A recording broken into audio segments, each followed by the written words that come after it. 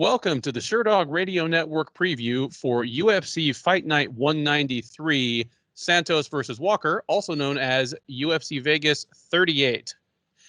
I'm your host, Ben Duffy of Sherdog.com. With me, as always, is Keith Schillen, the executive producer of the Sherdog Radio Network and the creator of several shows for that network, including, of course, the Schillen and Duffy Show, which brings you the recaps after these events. Keith, how are you doing today?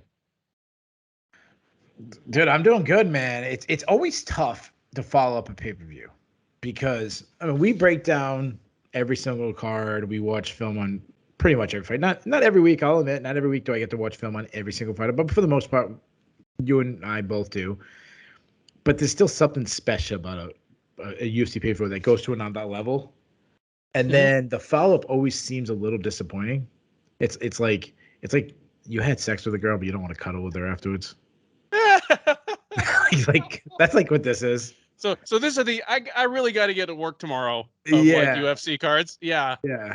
Oh, I'm with you, and it's especially that way in this case because last week UFC 266, you and I on the recap both agreed that it was an A+ card, possibly card of the year, and this one, I mean, which adds to it. Yeah. Like this is like the super hangover card, and 13 fights. There's some good stuff on there. There's some stuff that, we'll dig into it fight by fight and talk about it. But you're right. There's absolutely a bit of a hangover feeling about this card.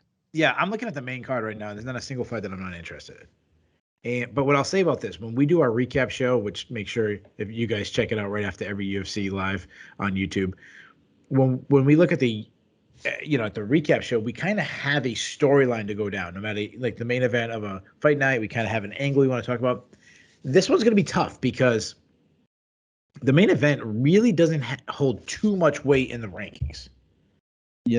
We always talk about title shot, who gets the first phone call. That guy can't take the call. For example, perfect example is Aljamain Sterling. Aljamain Sterling just dropped out. Who was the next guy to get the phone call? It probably was going to be TJ Dillashaw. Dillashaw had a big surgery. Well, let's go with a guy that he just won a controversial win over, and then it was Sandhagen. If somehow Sandhagen couldn't, the whole point of what I'm saying is at 205, these guys are way down the list. Like, chances are somebody else is answering the call before they do. So that's what I'm saying. Like, there's not much storyline. But that said, like, the storyline is just going to be bonkers. Like, the main event's going to be absolutely bonkers. Like, it's going to be nuts. It's going to be fireworks. It's going to be crazy. The main event's going to be bonkers.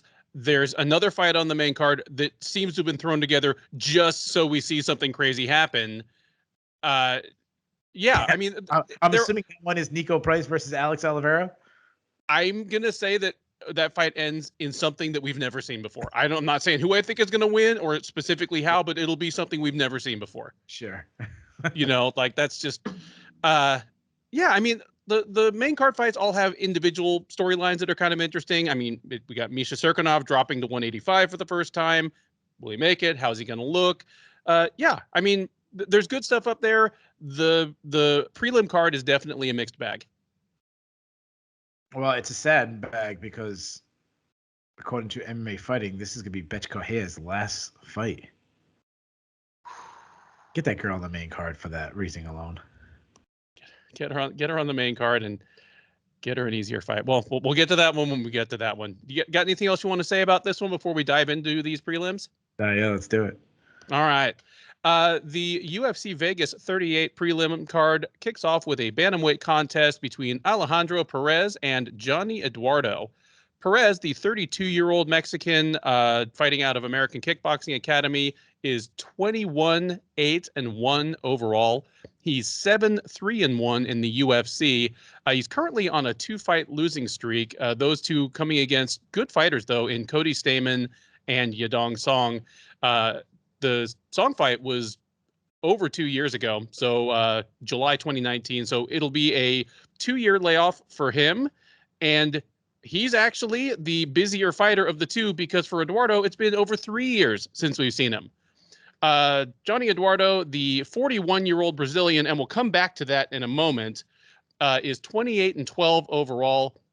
He is 3-4 in the UFC, having joined as a standout from Judo Brazil, Jungle Fights, a lot of the better Brazilian promotions of the day. He is also on a 2-fight losing streak. those two coming against Matthew Lopez and most recently Nathaniel Wood, who choked him out in June of 2018 at UFC Fight Night, Rivera versus Moraes. Odds on this one, I don't envy the odds makers who are trying to handicap this thing. But Perez is a comfortable favorite as of right now. He's around minus 225. Eduardo plus 185 or plus 190 as the underdog. I'm going to throw this to you first, Keith, but let me say something about this. Johnny Eduardo is almost certainly going to go down in history as the last fighter to fight in the UFC who was active in the 1990s. And he just wasn't just active, like sneaking in right under the tape. He fought Takanori Gomi at Vale Tudo, Japan in 1999, and that was his 15th fight. This guy debuted in like 1996. The Sherdog Fight Finder and Tapology as well have him at age 41, but either he debuted as a pro at age 15 or he's older than that. Now, yeah. I'm not saying it's impossible, because back in the 90s, and I'm not even talking about like in the wilds of Brazil, like Joe Stevenson was fighting grown men at age 16 in Southern California. It happened in the 90s. Yeah. But I wanted to find some old tape and see what they said his age was in like 1999, but I couldn't get to it today. So I'm going to do a little detective work, because this guy might be from that, Tim Sylvia school of cutting age, just by a year or two. We'll find out. But so I think the UFC website has him at like 43 or 44. So they have him a little bit older than we have him. That seems more reasonable. But either way, fighting in 1996, like I'm looking at the date of his debut, November of 1996. If my mind is correct, I believe I was in 9th grade. I turned 40 in January. Like I was in 9th grade. Yeah. Think about it for a second. We are now on to President Joe Biden. Yep. Before that, we had Donald Trump for 4 years. Before that, we had Obama for 8 years. Before that, we had George Bush for 8 years. And then before that, we had Bill Clinton for 8 years. If I think I'm correct, but I might be off by a year or so, I'm pretty sure this is right when Bill Clinton was running against Bob Dole. I think you're right. I think this is like how crazy is that? I mean, he's been fighting for basically 25 years next month. Like if anybody who's fighting when Bill Clinton was the president of the United States should not be fighting. But certainly not in the UFC. No, not in the UFC. Yeah. And the crazy thing is, he's not a heavyweight. Nope. I think that's the craziest thing of all this. He's a lighter weight class guy. He's in pretty much the most unforgiving division I can think of to old fighters. Yeah. Yeah, I know. This is crazy. And I mean, he did used to fight at heavier weights just because in 1998 there wasn't a bantamweight division to speak of. I mean, the guy fought Takanori Gomi. It wasn't a big lightweight division. Yeah. There wasn't a lightweight division at that time. Yeah. So dude, that's crazy. I mean, he's anywhere between 41 and 45 years old, give or take. So it's tough because we haven't seen him fight in 3 years. Sorry, 3 years for him, 2 for Perez. Okay, so he hasn't fought in 3 years. I got to judge strictly off what I've last seen, and even knowing that he could be, and not only could be, but should be, probably expected to be a lot more diminished than what I last saw. But based on what I last saw of this guy, he's an athletic dude. He's a long guy. He throws on the feet, tight hooks. He's got decent power. He does tend to telegraph his shots, though, as he kind of throws a lot of looping shots. But I like that he goes to the body. Good kicks. We'll look for a takedown, but I wouldn't categorize him as a wrestler because he tends to shoot from too far away. Not sure how I feel about his grappling. He has 11 career subs, but he's also been submitted 9 times, and that includes easily by Nathaniel Wood in his last fight. That loss has aged well, as I think we've all shown that Nathaniel was one of the best guys in the division. Now, Perez fought 2 years ago, as you said. I was watching tape study and I was watching his last fight, which obviously didn't last long. But the thing that surprised me even more than getting knocked out absolutely cold by Song Yadong was that Perez was ranked 13th in UFC rankings at that time. And I've like completely, it's only been 2 years and I like completely forgot about this guy. And 2 years ago, he was ranked. So what I get from this guy, he's a boxer, very bob and weave. You see him, he's constantly bouncing his head off the center line, throws a lot of combination, throws a lot of power shots. He also likes to load up on his shots. I hate that he throws a lead uppercut. I mean, I'm a broken record with that. But I like that he digs the body. Great calf kicks. Will sneak in a takedown. Underrated grappler. I mean, he took down Cody Stamann in their fight. I mean, Cody Stamann is a very good wrestler, one very good fighter, two a very good wrestler, and he stuffed a lot of takedown attempts in the Cody Stamann fight. Though the last thing I saw of him really worries me is he was knocked out, not just knocked out, not TKO, like out cold. Good night. He's waking up and he didn't know where he is. So as far as the prediction goes, I'm going to go with a younger fighter, a more active fighter. So give me Perez. I think he's probably the better striker at this point in career. I expect the diminish on Eduardo to be worse than on Perez. I definitely think he's the better ground fighter, though I don't think we'll see a lot of ground. But that said, like Perez is a huge favorite, and I don't think he should be.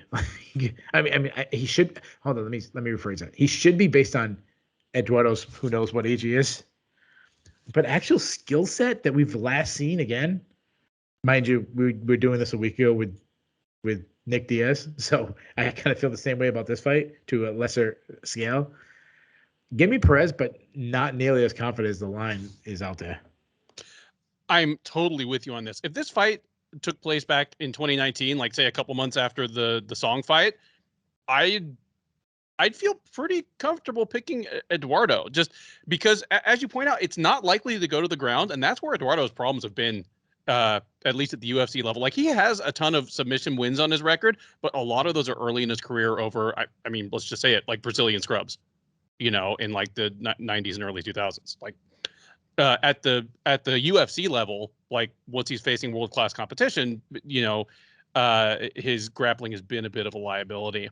But if it turned into a straight kickboxing match in 2019, I wouldn't have like hesitated to take Eduardo. As you pointed out, the last time we saw him, he looked sharp and fast for a guy that at the time was at least pushing 40. But that fight with Nathaniel Wood, that was the whole Johnny Eduardo story right there, because in the first round of that fight, he took the Wood to Wood. I mean, impossible 10-8 round. He like whooped him and then, made a couple mistakes, ended up on the ground and got choked out. Anyway, as you said, if these guys are the same as they looked last time we saw them, it's close to a toss-up. But 3 years for a guy who's over 40, there's no possible way. Like, he is human. There's no possible way that he's like as fast, as durable as he was. There's no way of knowing how like the weight cut will look on him after 3 years. So I'm going to go with Perez by decision as well. It's not a confident pick. And if Eduardo just comes out looking like vintage Eduardo, then, hey, maybe he's got a little bit of life left in him at age 40, whatever the hell he is. All right. Before we move on from this fight, let's have some fun.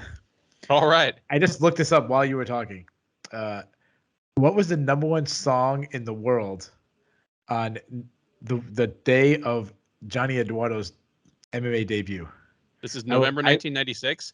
November 1996. I'll give you 3 clues. Okay. I don't know if I can think of 3 clues, but number 1, it is a Hispanic song. Is it the Macarena? It's the Macarena. One, very impressive of you to get it. I don't know if it was more impressive that my clue or your guess, but that was the number 1 song in the world when Johnny Eduardo was made. It was replaced a week later by No Diggity by Blackstreet and Dr. Dre. But that was the last week of the Macarena run at number 1 on the charts. Johnny Eduardo killing the Macarena. Yeah, that's it. Next up on the UFC Fight Night 193 prelims is another bantamweight matchup. This time, the women, it is Stephanie Egger versus Shanna Young. Egger, the 33-year-old Switzerland native, is 5-2 overall. She is 0-1 in the UFC, having made her debut last October at UFC Fight Night Moraes versus Sandhagen, where she dropped a 3-round decision to Tracy Cortez.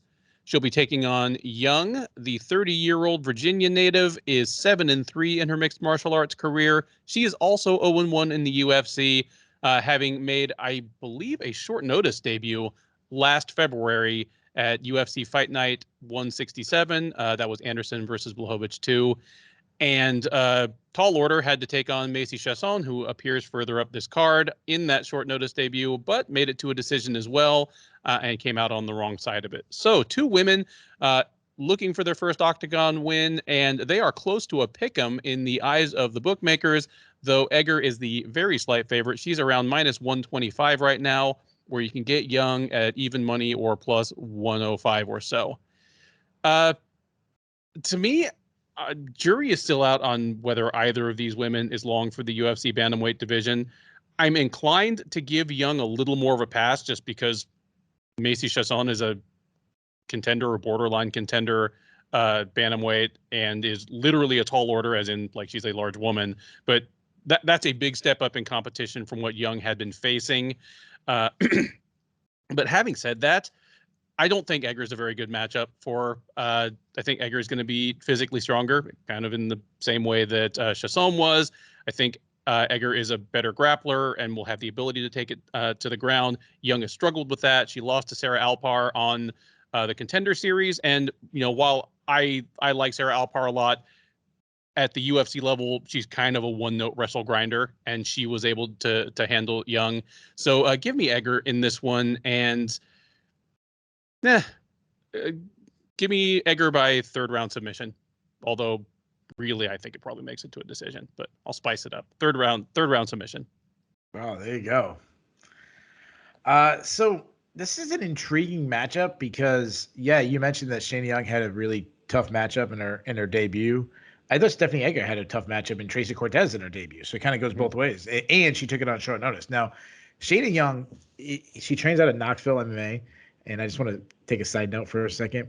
Like we've talked about, if we had an official team for our show, it would probably be Fortis MMA. I've been talking about Fortis MMA, I think, before anybody. You from Texas, that's like our team. We kind of have a soft spot for them. Knoxville MMA is whatever the opposite of Fortis is to me. And that's because I go to these Bellator shows and just see Knoxville MMA people getting fed to top Bellator prospects just to lose. Like Emily King going in facing somebody to get beat up.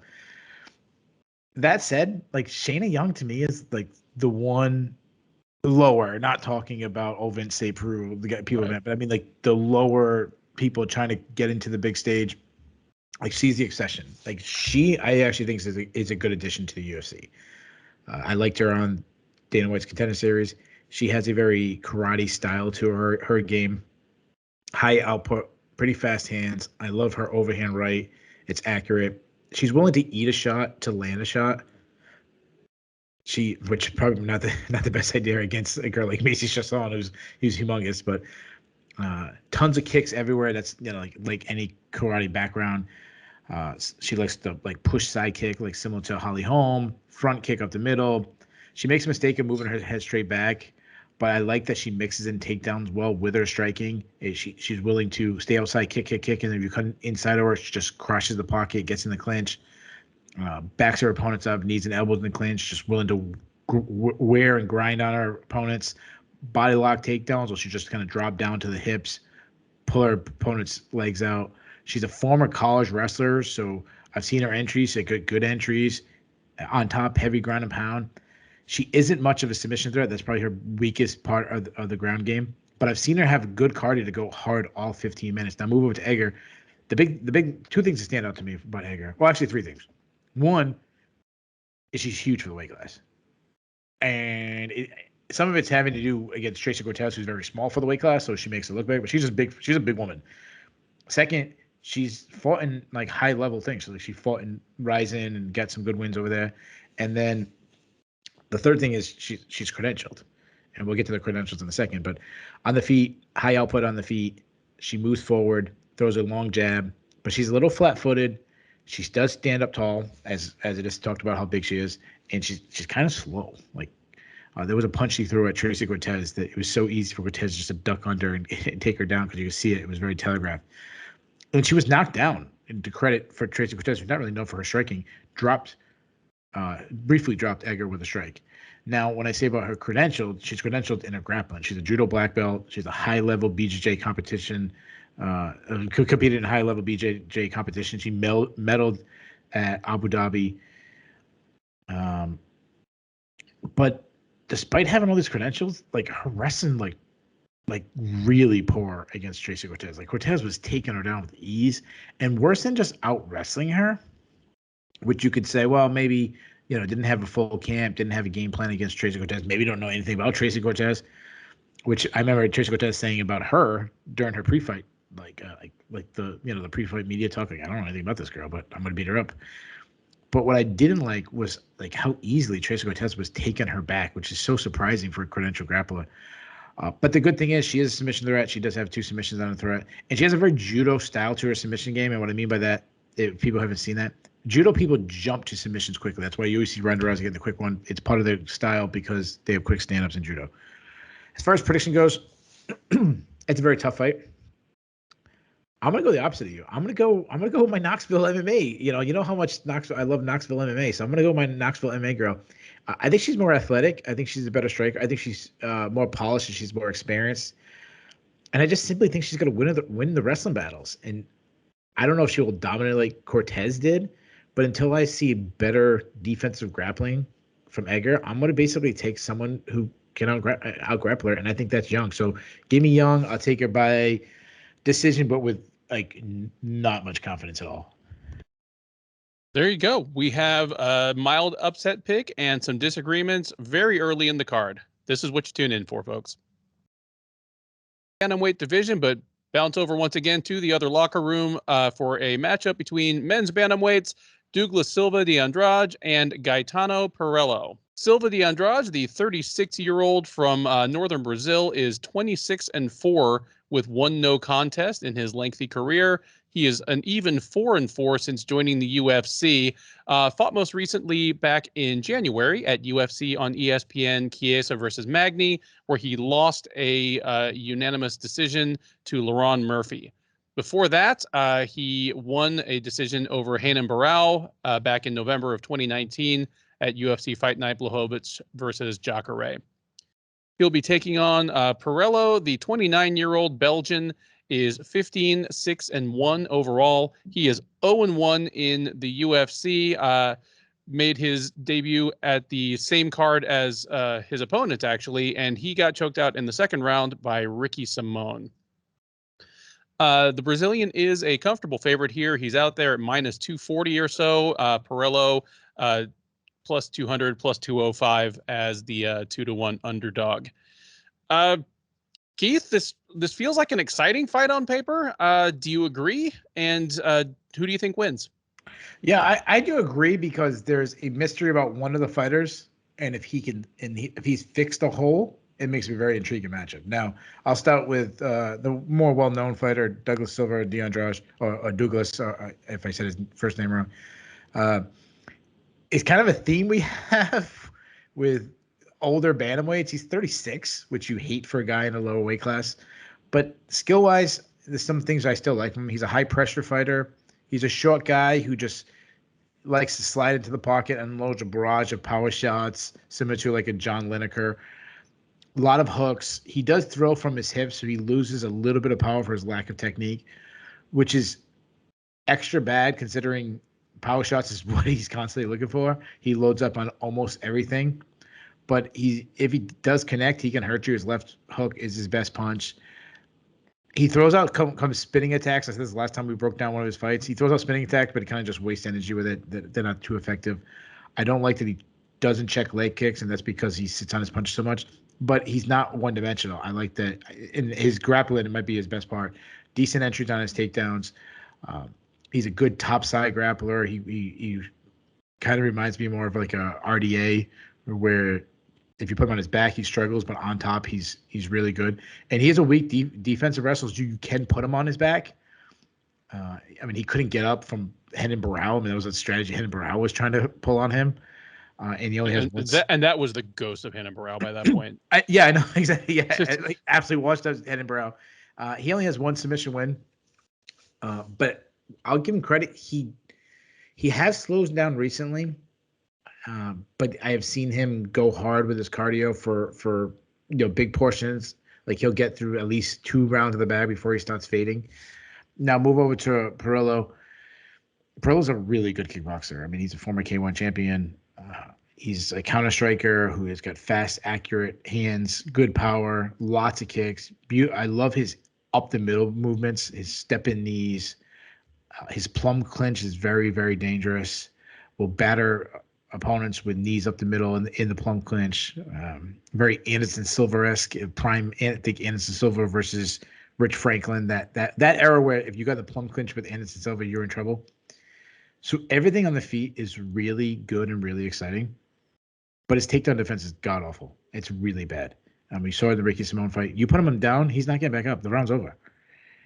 And it sucks to have bad takedown defense, but it makes it even worse if you can't get right back up.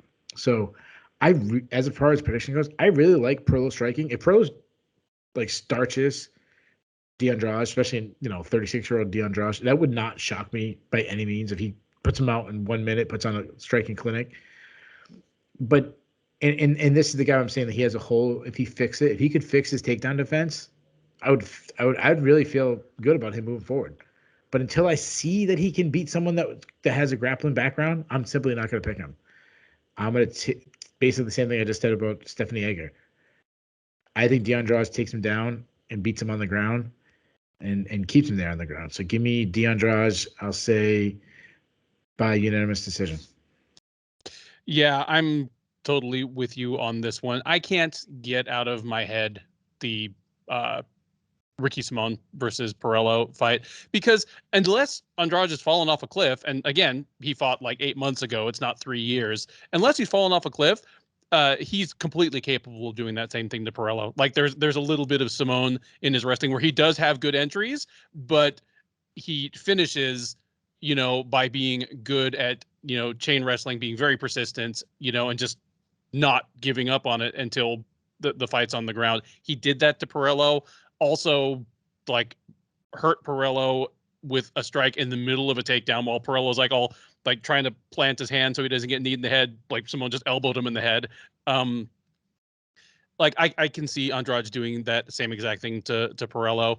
And I'm having a hard time picturing that like a career kickboxer in his 30s has turned a huge corner with his defensive wrestling in a matter of 8 or 9 months. So why do I feel like we have another highly decorated kickboxer who we would keep waiting to improve their grappling, and it hasn't happened yet? Hasn't happened yet. Like we'll get to that. And we should mention on this card. Yep, on this card. Yeah, we're gonna talk about him or her, in just a little bit here. But I think this could actually get ugly. Silva Andrade, again, it might fall off at any point since he is moving into the tail end of his 30s, but he's proven himself capable of keeping up a pretty good pace for a pretty good amount of time. I don't know that about Pirrello, especially if Pirrello is losing a wrestling heavy fight and just getting worn on. So give me Douglas Silva Andrade by second round TKO on the ground. The UFC Vegas 38 prelims head up to the lightweight division next for a matchup between Devonte Smith and Jamie Mullarkey. Smith, the 28-year-old Ohio native, is 11-2 overall. He's 3-1 in the UFC since joining out of the second season of Dana White's Contender Series. He has defeated Julian Erosa, Dong Yun Ma, and Justin James, all by KO or TKO. All of those wrapped around a TKO loss to Kama Worthy that, if I recall correctly, is one of the bigger betting upsets in UFC history. He is taking on Mullarkey. The 27-year-old Australian is 13-4 overall. He is 1-2 in the UFC. He dropped his first two fights to Brad Riddell and Fares Ziam before coming back with a win over Worthy. That just a first-round KO in under a minute at UFC 260 back in March. Odds on this one are fairly close, but Smith is the slight favorite. He's minus 155. You can get Mullarkey at plus 135 or so. Keith, this fight presents as pretty much a matchup of polar opposites, the explosive striker versus the grindy wrestler, but both men have a little more than that to their game. How do you see this fight playing out, and who wins? Yeah, I actually think both guys are well-rounded. This is my favorite fight of the entire card. This is a very intriguing matchup. I think this should be a pick'em fight. That's because I think Jamie Mullarkey is grossly underrated fighter. Let's start with. I was going to start with Smith, but I'll start with Mullarkey. First thing I'm going to say is I thought he beat Ziam. I checked MMA decisions. It was 15-2 in favor of Mullarkey. He's unathletic. That's like the thing about him. Like he's not Devonte Smith. But he just makes up with like insane toughness. I mean, just watch his Brad Riddell fight. To even be competitive against Brad Riddell, who, I'm crazy about. I know you're very high on too. Is very impressive. He's kind of slow. He has not that he fights on, but he has like a Gerald Mearshot craftiness in him, or like a Darren Elkins toughness. Like you see him and he doesn't jump off the charts like things about him. But he's just going to keep the pressure on you, and he's going to make it tough, and he's going to crack you in the pocket, and he's going to land. And, I mean, he almost knocked out and subbed Brad Riddell in their fight, and then he did knock out Conor Worthy in his last fight. So he's got this weird striking ability to him that is very effective. I like that he targets calf kicks. He showed his heart and his toughness in the Riddell fight where he can take a beating and keep moving forward. And as you mentioned, he can wrestle. He's a good chain wrestler. He chains takedowns together. He's relentless at getting it to the ground when he's on top. Top control is very, very good, and he's got great cardio. Like Devonte Smith might win this fight, but it's not going to be an easy fight for him. Now move on to Devonte Smith. He's like the complete opposite. Like he's a fighter with huge athleticism that could easily move up to the upper echelon of the division if his technique catches up with his athleticism. He's an aggressive striker that can be too aggressive at times, can get wild and just let game plan go out the door. But when he hunkers down, something that we've seen like a Niko Price where they kind of settle himself down, fast hands, explosive power, his straight right, and his step-in uppercut are two of the best strikes he has. It's really good. I like his step-in knees. I like that he was going to the calf. Even though he got knocked out, he was working the calves in the Conor Worthy fight. His last opponent, I'm drawing a blank, was absolutely no match for him, like speed-wise. What was the guy that he busted up his eye? What was his last Justin James. Justin James. Yeah, that was just a mismatch of athleticism. That's what you should see when a guy's that much quicker and faster. He's got good footwork to avoid attacks. When he gets in the clinch, he does well to batter the body with landing knees. I think he's a serviceable wrestler. I mean, he wrestled in high school. I want to see he's a powerful wrestler, and I actually would give the wrestling edge probably to Mullarkey. And that goes back to like the note I wrote on him way back when he was on the Contender Series that he was held down in a match by John Gunther, which is not like. But he's aggressive he's on top of his ground and pound if he ends up that way. So as far as prediction goes, this is my fight of the night pick. I think I like both guys a lot. I think we should. I think, as I said, I think it should pick and fight. If it keeps on the feet, which I think it's going to have a lot of questions, I think it's going to be fireworks. Like, I don't think it's going to be a shutout by Smith like a lot of people think. And it would not surprise me if Smith gets taken down by Mullarkey and Mullarkey wins a very close battle.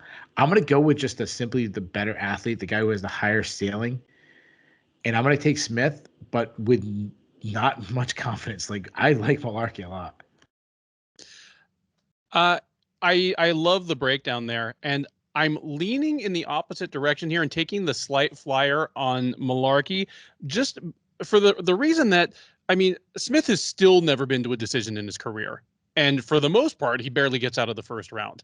For a guy who's carrying the kind of muscle he is and is as fast twitch as he is, and tends to kind of push the pace in the first round, I'm curious to know what he looks like in the third round of a fight. And he's fighting a guy in Mullarkey that's probably not going to go away, is probably going to try to wrestle, and has proven that he does have 3-round cardio.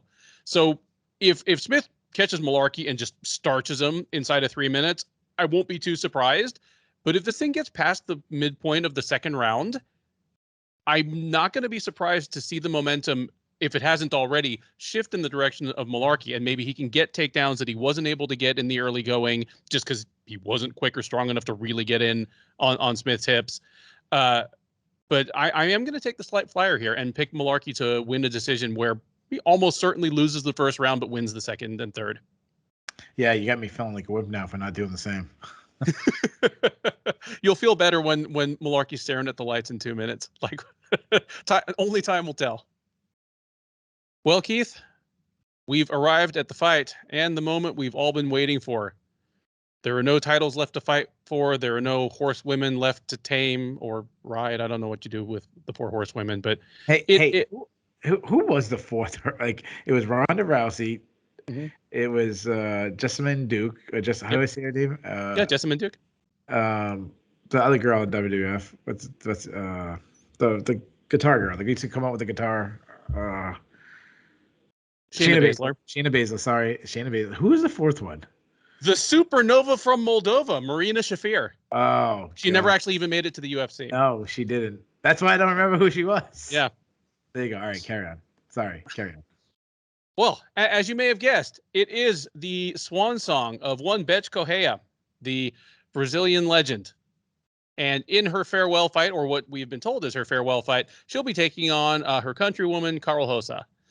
Correia, the 38-year-old Brazilian, is 11-5-1 overall. She is an even 5-5 in the UFC. Obviously, came out of Brazil. Ended up coaching against. No, she didn't coach against Rousey. No. She just became enemies with Rousey by beating up her homies, and she was talking trash to her. Yeah, and fought her way to a title fight. That one didn't go so well for her, but stuck around the UFC for several more years, though she had a hiatus of like almost a full year there. But she fought most recently last July, dropping a unanimous decision to Pani Kianzad at UFC on ESPN, Whitaker versus Till. She's taking on Rosa, the 26-year-old Brazilian, is 14-3 overall. She is a perfect 3-0 since joining the UFC back in 2019. She is defeating Laura Procopio, Vanessa Mello, and most recently, just this February, Jocelyn Edwards, whom she beat via unanimous decision at UFC Fight Night, Overeem versus Volkov. While this is Correia's farewell fight, it doesn't look likely, at least on the odds books, to be a happy farewell, as she is plus 285 as one of the bigger underdogs on the card. Rosa is minus 350 as the favorites. Keith, why are they going to do Bethe Correia like this, matching her up against a 3-1 favorite on the undercard of a mediocre fight night? Yeah, getting close to 4-1. I mean, is this a retirement or a burial? Yeah. Well, I'll say this: I don't think Rosa should be a negative 350 favorite. Like, Bethe Correia is like, she's not good, but she's in a lot of close fights. So I don't think she should be this big of an underdog. But she is 38 years old. It's like, seems to be our theme tonight of aging Brazilian fighters. She's a boxer, good output on her feet, throws a lot of combinations. She has a very hold your ground type game to her, where she's not going to move her feet. She's going to stand there when you attack. She's trying to beat you to the point of contact. It's a very, very, very, very, very poor woman's version of Alex Volkanovski. Like, that's what he likes to do. I shouldn't bring that up, but he's in my head because he fought last week. She loves to brawl in the parquet. She likes to target the body, like go downstairs with like a hook to the body, then come back upstairs with a hook to the head. But our issues are she isn't much of an athlete. She is slow. She throws a lot of arm punches, lacks power, lacks head movement. Will get tagged. As far as a grappler go, she will go for a takedown, and she's surprisingly good at chaining takedown together. Like she's good at, like shooting on a single and running the pipe on it or turning the corner. Is a move I used to do when I was wrestling. We used to call it the Lewis, but it's just like cutting the hip down and covering the body, kind of getting the higher position. She's good at those things. And if she's on top, she knows how to like win a round by just holding him down and sitting in the guard and ground and pounding.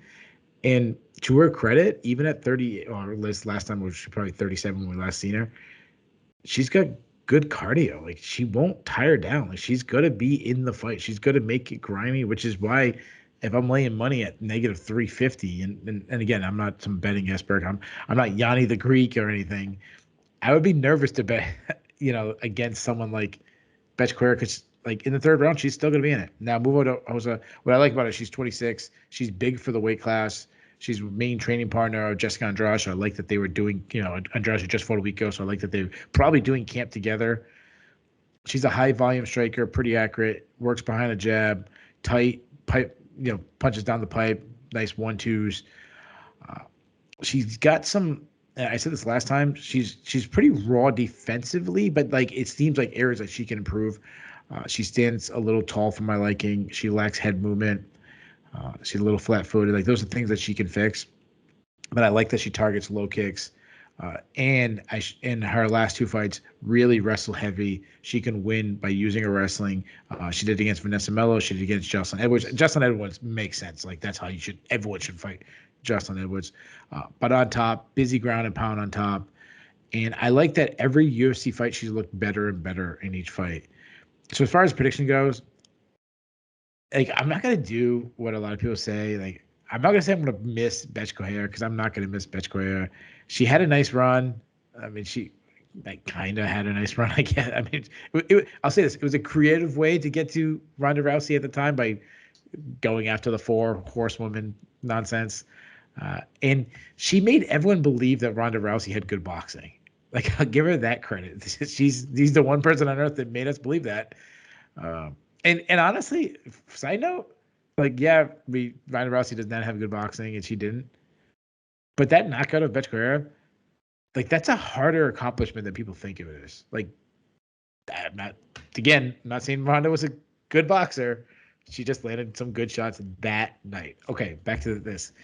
As far as this fight, I think Rosa's going to be too fast. I think she outworks her on the feet, which is actually a big accomplishment to outwork her. But I think she'll land better shots. I think, like I said, I think it's a closer battle than negative 350. But give me Rosa by decision and goodbye, Bethe Correia. If it's true, let's remember, if it's true, we might not be that lucky. Dude, you made a couple of points here that I really, really like.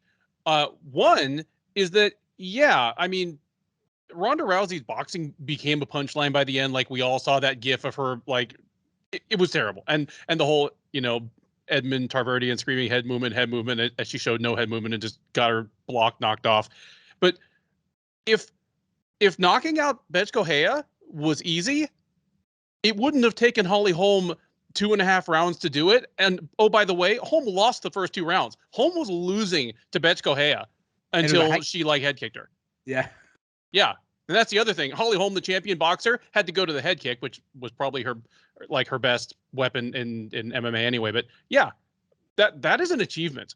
Bethe Correia got where she is. Yeah, there was the nice little promotional angle she thought up where she did the whole 3, 2, 4. I don't know how she was going to get Marina Shafir. Maybe she can go fight her after this. Once she's out of the UFC. That was going to be her first title defense. That was going to be her first. That would you have to, right?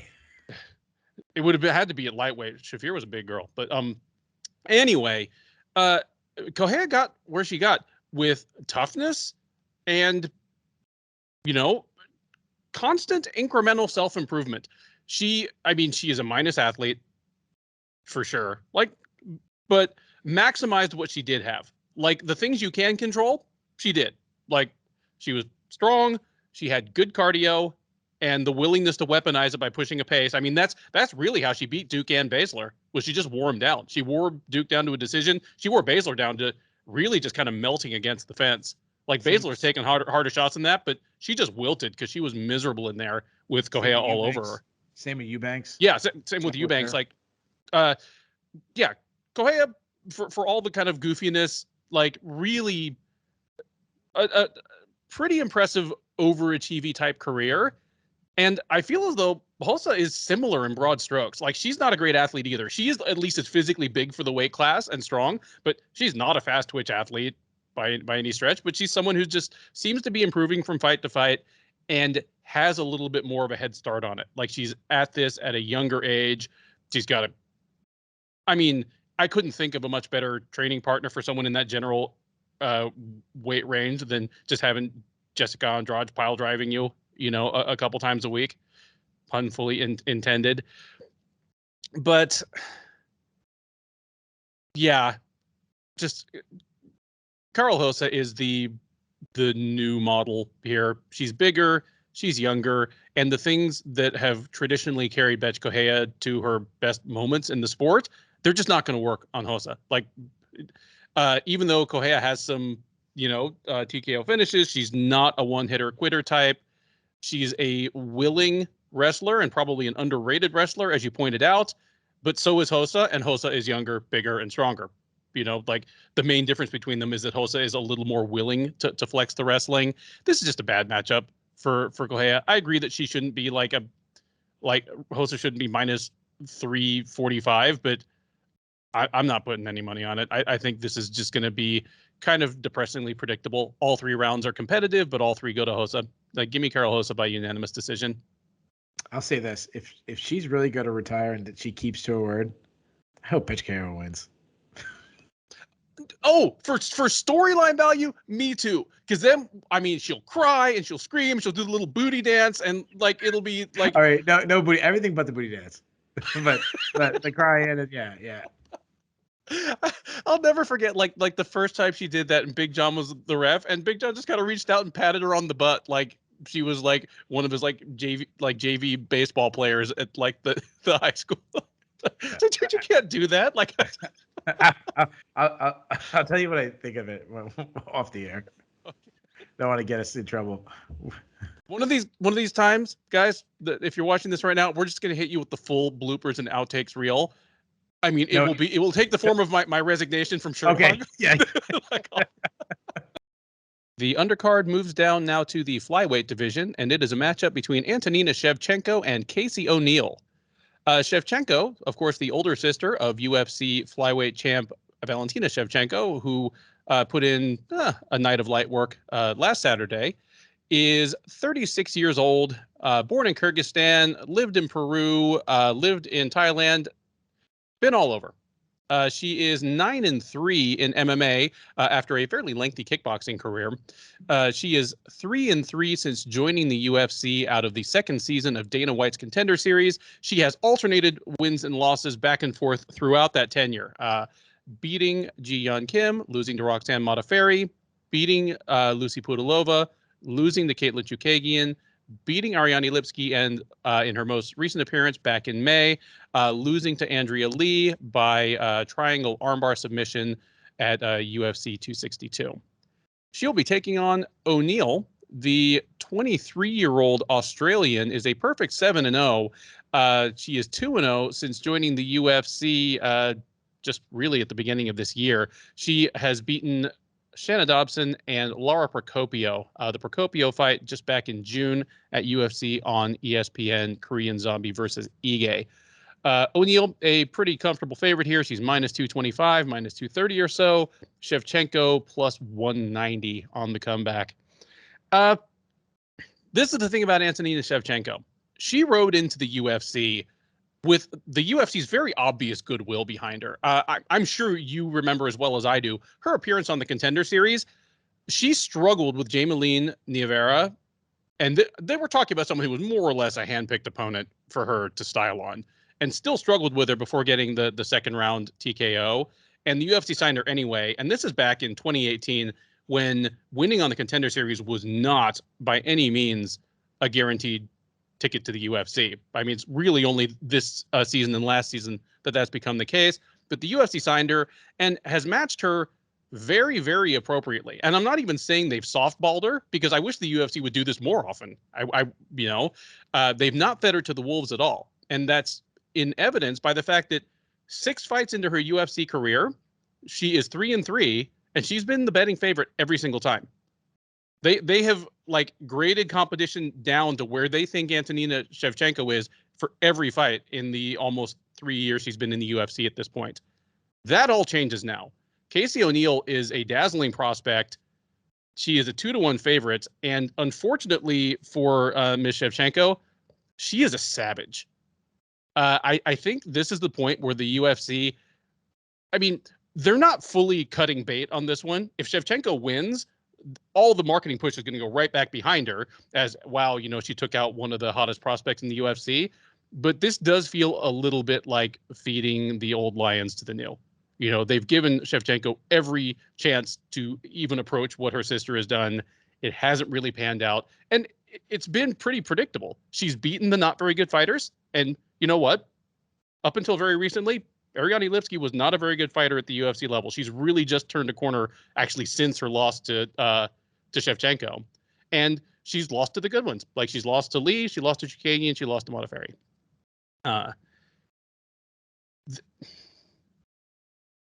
Problem with Shevchenko is she has the same basic skill set as Valentina Shevchenko, but just none of the athleticism and explosion.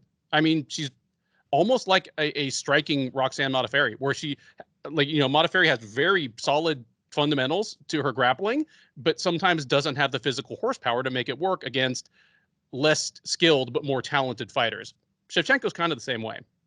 And of course, Shevchenko's ground game is nothing approaching her sisters. You've pointed out that Valentina Shevchenko's ground game may actually be more dangerous than her striking. That is not the case for Antonina. It's just never stuck. Maybe it's because of the lack of athleticism. Maybe it's because of the different body type. I mean, she's tall and leggy, where Valentina is more compact. Like, takedown defense was always going to be a problem for Antonina. But whatever the reason, it's just never really taken. And at 36, I mean, a few fighters develop whole new wrinkles to their game in their mid to late 30s. Modafferi is one of them. Mike Pyle was one of them, but there aren't many. And she's getting fed to Casey O'Neill, who is aggressive, athletic, a finisher on the feet and on the ground. And this just this is going to look worse than it is in terms of their actual skill levels, because O'Neill's just going to be able to decide where this fight takes place. I think she can probably beat up Shevchenko on the feet. If she wants to bring it to the ground, I think she'll be able to, and it'll just be a complete destruction there. Give me Casey O'Neill by second round stoppage. And I'm going to say TKO, but TKO or sub, I think it happens on the ground. Yeah, the only thing I disagree on it was like one of the last things you said, that you think she can win on the feet. I disagree with that. I like Shevchenko on the feet. I think she's one of the best strikers in all of women's MMA on the feet. She marches forward. She darts in and out of range really well. She works behind a crisp jab. Her axis is really good. She only needs a really small opening to have success. We've seen her hurt people. Even in fights like Caitlin Chikagi, a fight that she was easily getting dominated, she actually had brief moments from just taking out a girl who's actually a pretty decent striker herself. And well, she fakes that she's a good striker by throwing punches in the air and making sounds. But her straight left right hook combo is a really good weapon of hers. She can throw kicks everywhere. She's not a bad clinch striker where she can land knees and elbows in that. But as you mentioned, she is so one-dimensional. Her wrestling is so bad. And it's surprising considering she comes from a judo background and she's training judo just like her sister. She can't get up from bottom at all. And she's so inconsistent. Like, the times where you're like, wow, maybe she has learned. She looked good against Ariane Lipski. Well, that's when she was on top and everything was going right. When you put her on her back, like her last fight, she looked worse than ever against Andrea Lee. Now, move on to Casey O'Neill, as you mentioned. She's only 23. She trains at Tiger Muay Thai. If you want to become Antonina Shevchenko level on striking, that's a pretty good place to work. I know she bounces around. I know she trains everywhere, but like, that's one of her areas, I should say. So I shouldn't say it's not her only team, but it's one of her team. And I think that's like her thing, that she will be at Extreme Couture, and then she'll be at this place and that place. And she's a Muay Thai style striker on the feet, high volume, fast hands, accurate. She does keep her chin high, but I like her stand up. So like, even though I'm saying I don't think she's as good on the feet as Antonina Shevchenko, like she's very promising, especially at only 23 years old. But I really like her wrestling. She chains takedowns together, as you mentioned. She needs to find a way to set up her shots with her striking better, like using her striking, mixing them in, setting up her entries with her striking. But solid grappling, heavy top pressure, good ground and pound. You go to the Shayna Dobson fight in her debut where she just ground and pounded the crap out of her. She has a submission threat. She got a submission in her last fight against Laura Procopio. So as the prediction goes, so I did the contender series and doing pre-tape study of Antonina Shevchenko, like I liked her coming into the contender series. I thought she was going to be one of the best fighters in the division. I was really wrong about Antonina Shevchenko. I'll tout my own when I get something right. Like I'll also admit when I get something wrong. She hasn't been a total bust, but she's been so inconsistent. I simply have no confidence in her anymore. I'm not nearly as high on Casey O'Neill as some others are. Like there's people thinking she's going to be a title challenger, maybe even a champion one day. But she's only 23 years old, so there is so much growth, and I like her moving forward. I just think, as you said, I think she just out-grapples Shevchenko. I think she beats her up on the ground, and then I actually think she finds a submission and catches her in a submission late. So give me O'Neill by third-round submission. And what I like is I feel like there's a storyline getting set up with her beating up Antonina. And if I'm like, she's young, and if I'm her corner, when this is what I would say to her, because I like a little trash talk here and there. When you win, you go over and you shake the other corner's hand. You just have a brief when you go over to shake Valentina's hand. Just make sure the camera's close enough to hear you say something like, "Guess what, baby? I'm coming for you." Right to her face as you're shaking her hand. Okay, go old school. Just be like Tito and pull out a T-shirt. Yeah. Maybe not the Mezger shirt that didn't even go over well in like 1999, but Yeah. But they say something. They say something and set yourself up for the countdown show 2 years from now. Oh yeah. Hey, she's fighting right after Correia. Like, do some sort of like horsewomen thing, like the two. There you go. Well, you don't want to have like Shayna Baszler come out the. Oh God, that Shayna Baszler's music. We power on in the UFC Vegas 38 prelims with a lightweight matchup between Joe Solecki and Jared Gordon. It is New Jersey versus New York. Solecki, the 28-year-old New Jersey native, is 11-2 overall. He is a perfect 3-0 since joining the UFC out of the third season of Dana White's Contender Series.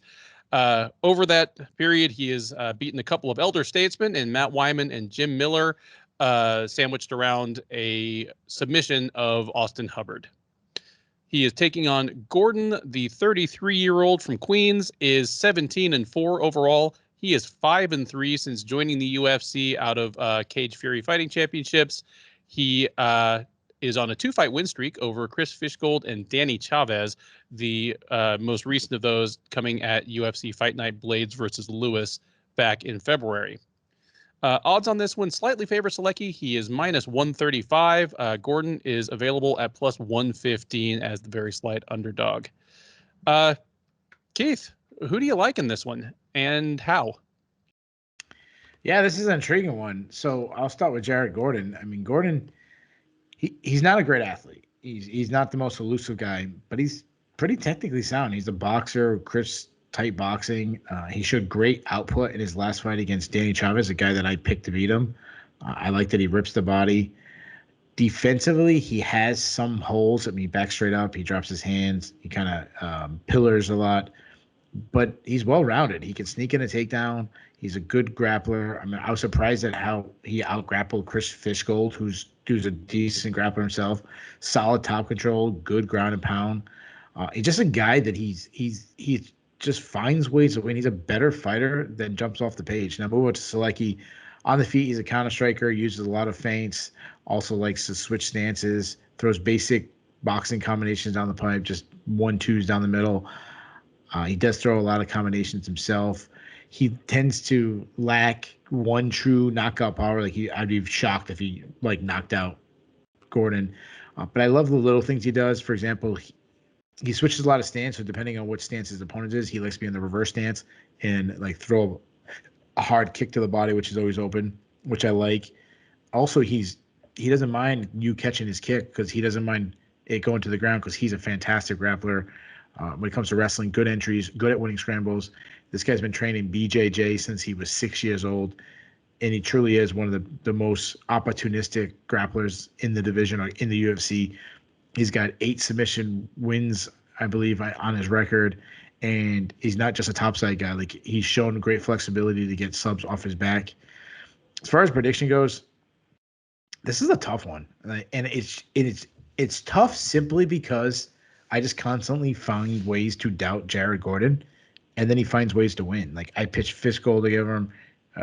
I believe I took Danny Chavez. I think I picked both those guys over him, and Jared Gordon found a way.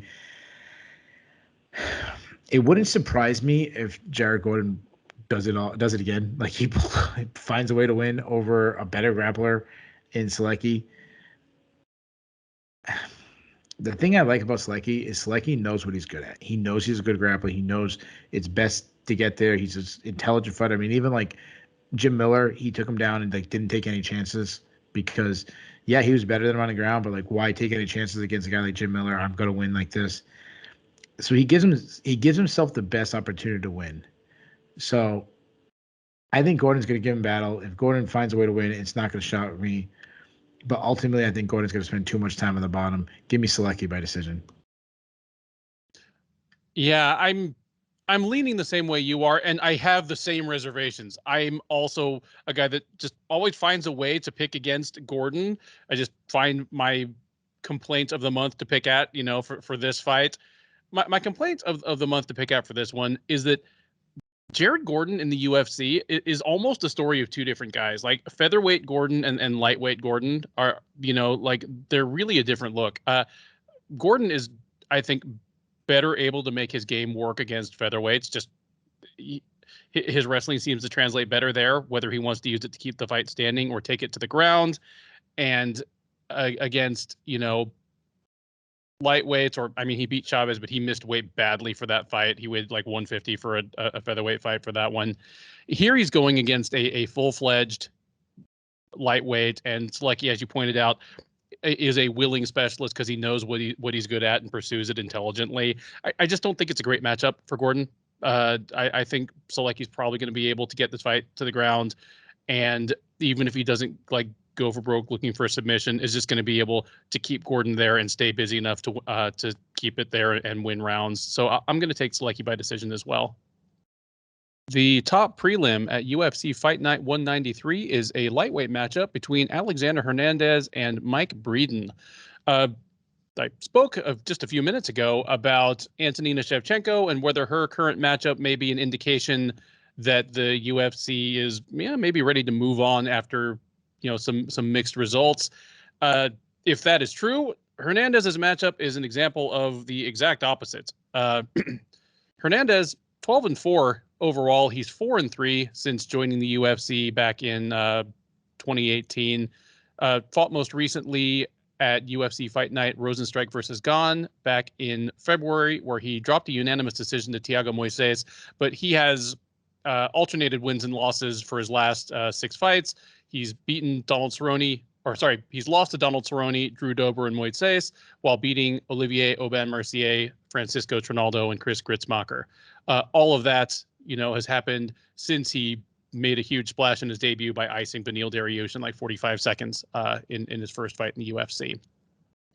Nonetheless, Hernandez is going to be taking on the debuting Breeden. The 32-year-old out of Glory MMA and Fitness is 10-3 overall. He actually competed on Dana White's Contender Series last August, dropping a unanimous decision to Anthony Romero, obviously not being signed, but going back to the Midwest, winning 2 more fights, and now gets the call up. And it is a tall order. Hernandez, one of the biggest favorites on the card, minus 500. Breeden plus 400. Keith, looks like I don't know why the UFC signed Mike Breeden to come fight Alexander Hernandez. I I frankly don't get it. Like his shot on the Contender Series didn't leave me thinking that he looked particularly like octagon material. So, tell me what you see here, and how you see this fight playing out. Well, I'll say this about Breeden. He went against Anthony Romero, who's a guy I like. So I'll give him a pass on that. Like his Contender Series, Romero's a guy that I think has a pretty good future in MMA. I don't understand why they signed Breeden to fight Alex Hernandez. I don't mind the signing of Breeden though. Like Alex Hernandez has done enough already to get a better name at this point. Now I understand it was an extremely short notice fight as Santos just dropped out, so not ideal. Still think they could probably found somebody for Alex Hernandez. Hernandez, very strong guy. He's well-rounded, technically sound boxing, pretty fast hands, accurate hands, does well to dart in and out of range. I love his left jab to the body, overhand right combo that he kept landing on Chris Goosemarker before I put him out. Hard kicks, does well to mix in punches and kicks together. So like his combination would be ended with a kick. Sorry. And on the feet, nice scrambles, nice entries. Doesn't initiate a lot of wrestling, but he can wrestle when he wants to. Move with the Breeden. The one thing I love about Breeden, and this is kind of something I've never seen. I just love guys who fight a Glory MMA. Like I think James Krause is, when he finally retires, he's going to be one of the premier coaches. I think that gym will actually probably grow even bigger when he finally hangs it up. It's just going to be such a great team. On the feet, very composed striker. He uses a lot of feints to set up his shots. I'd say his fast hands. I like the way he whips his overhand right. He's got some good power in that. I like that he targets the body, good calf kicks, got a quick high kick. Some negatives, though, he doesn't like being pressured. And I haven't seen enough of his on the ground to say that he's a threat there. I've actually seen him out-muscled against the fence on the regional scene. But he has strong takedown defense. I've seen him fight off takedowns. Nothing I don't like is that he's been cracked in the chin. Like I've seen him hurt on the feet in previous fights. So as far as prediction goes, I don't think Alex Hernandez is elite in the division, but I think he's solid. I think he's shown that he's, extremely tough test for anybody making their UFC debut. I think Breeden is UFC level. I just think he's the lower UFC level. I expect him to be an early card guy. I think this is actually the main card opener, according to the UFC website. Oh, did they go with the 6-fight main card? Okay, yeah, cool. Got it. It's hard enough to make your debut in the UFC, then add it on the main card, and then add against a guy like Alex Hernandez. So while Breeden has shown a lot, Alex Hernandez can truly crack. I mean, this guy knocked out Beneil Dariush. I say he cracks in this fight. I think if Hernandez eventually finds the kill switch, and give me Hernandez to knock him out, I'll say second round. Yeah, you point out a lot of good things there. Honestly, I think lancing Dariush in his debut is almost the worst thing that could have happened to him. It jacked expectations through the roof. It made it difficult for the UFC to match him up sensibly. And so, I mean, he should not have been fighting Donald Cerrone in his third fight in the octagon because he was just tailor-made for Cerrone to style on. Especially Cerrone. Yeah, Cerrone's aged a lot recently, especially he's looked really terrible the last couple of fights. But that was still a pretty good Cerrone at that time. Oh, yeah. And that was a Cerrone where just running straight at him with punches was just it was going to get you chewed up, and it did get him chewed up. You pointed out that he could crack. I've told this story before about one of the other fighters, but I went to a UFC not fully open workout, kind of like a VIP open workout where they brought a bunch of Fortis guys down, and I got to see Uriah Hall and Jeff Neal spar from 3 feet away, and that was completely terrifying. I was flinching at the sound, but Hernandez was there too, and he was just hitting pads on safe. That dude can crack. He is an explosive athlete. He's a rare athlete. In terms of just physicality, his general build and what he can do, he's kind of like a slightly taller young Michael Chandler. he's a freakish athlete. You know, not many fighters in the UFC come from a youth bodybuilding background, but he did. You know, you can see pictures of him out there like in like the little Speedo, like all oiled up and like chiseled. That's him. My problem with Hernandez is he's actually becoming a scream at the TV fighter for me. Like most fighters start that way and maybe get out of that. Cerrone kind of made him into one because he rode to the UFC as like just a killer at the like, you know, LFA level based on his aggression and athleticism and power. After he ran into Cerrone, he kind of seems to second guess himself if he comes out aggressive and the person doesn't go away right away. I was cage side for his fight with Trinaldo back in 2019 in San Antonio. And one, it was a miserable decision. Trinaldo should have won that. But two, it's one of the worst fights I've ever seen. Just yeah. It looked like two people like playing Tekken, but like their controllers like needed to be recharged. So it's just two guys standing in front of each other like this, like, you know, waiting for you to push a button. It's right up there with Amanda Nunes versus Valentina Shevchenko 2. There, where you can argue that the wrong person won, but it wasn't a great fight no matter what. It's like all those people who won't shut up about Stephen Thompson beating Darren Till. Like maybe he deserved it, but that was also a terribly boring fight. Yeah. Like I feel bad saying this because he's still only like 28 years old. He still has all the potential in the world. He is at a great camp. I think he's at Factory Act actually now, but I don't have any faith in Hernandez to beat certainly a top 20-ish UFC lightweight. Just he runs out of ideas. His fight IQ, his game planning has never really improved or adapted. If anything, it's gotten worse. But I don't think any of that's going to matter against Breeden because the wheels only fall off if he can't come forward and land hard shots and knock the guy out pretty quickly. I think he's going to be able to do that to Breeden. You're higher on Breeden than me, and you've done more study on him than me. So if anything, you're probably right. I'm not high on him, just for the record. Okay. I just picked to get knocked out. Well, that's what I was going to say. Like, even if he does turn out to be UFC material, and after stepping up like this, obviously he's going to get a chance to prove that on a full camp against an appropriate matchup. But this is a bad matchup for a guy like him to debut against. I think Hernandez is going to come forward and just bust him up, win this thing in the first round. Give me Alexander Hernandez by first round TKO to keep those alternating wins and losses coming. Yeah, has a lot more like Chris Grussmacher feel to it than a Donald Cerrone feel. Yes, I completely agree there. Next up, it is a bantamweight matchup between Aspen Ladd and Macy Chiasson. Ladd, the 26-year-old Californian, is 9-1 overall. She is 4-1 since joining the UFC as an undefeated prospect out of Invicta Fighting Championships. She fought most recently back in December of 2019, knocking out Yana Kunitskaya in the third round of their matchup at UFC on ESPN, Overeem versus Rosenstrike. That allowed her to bounce back from the first loss of her career, a somewhat controversial flash knockout in 16 seconds by Jermaine Durandamy in the headliner of UFC Fight Night 155. She'll be taking on Chiasson, the 30-year-old Louisiana native fighting out of Dallas, Texas, is 7-1 overall. She is 5-1 since joining the UFC out of the 28th season of The Ultimate Fighter.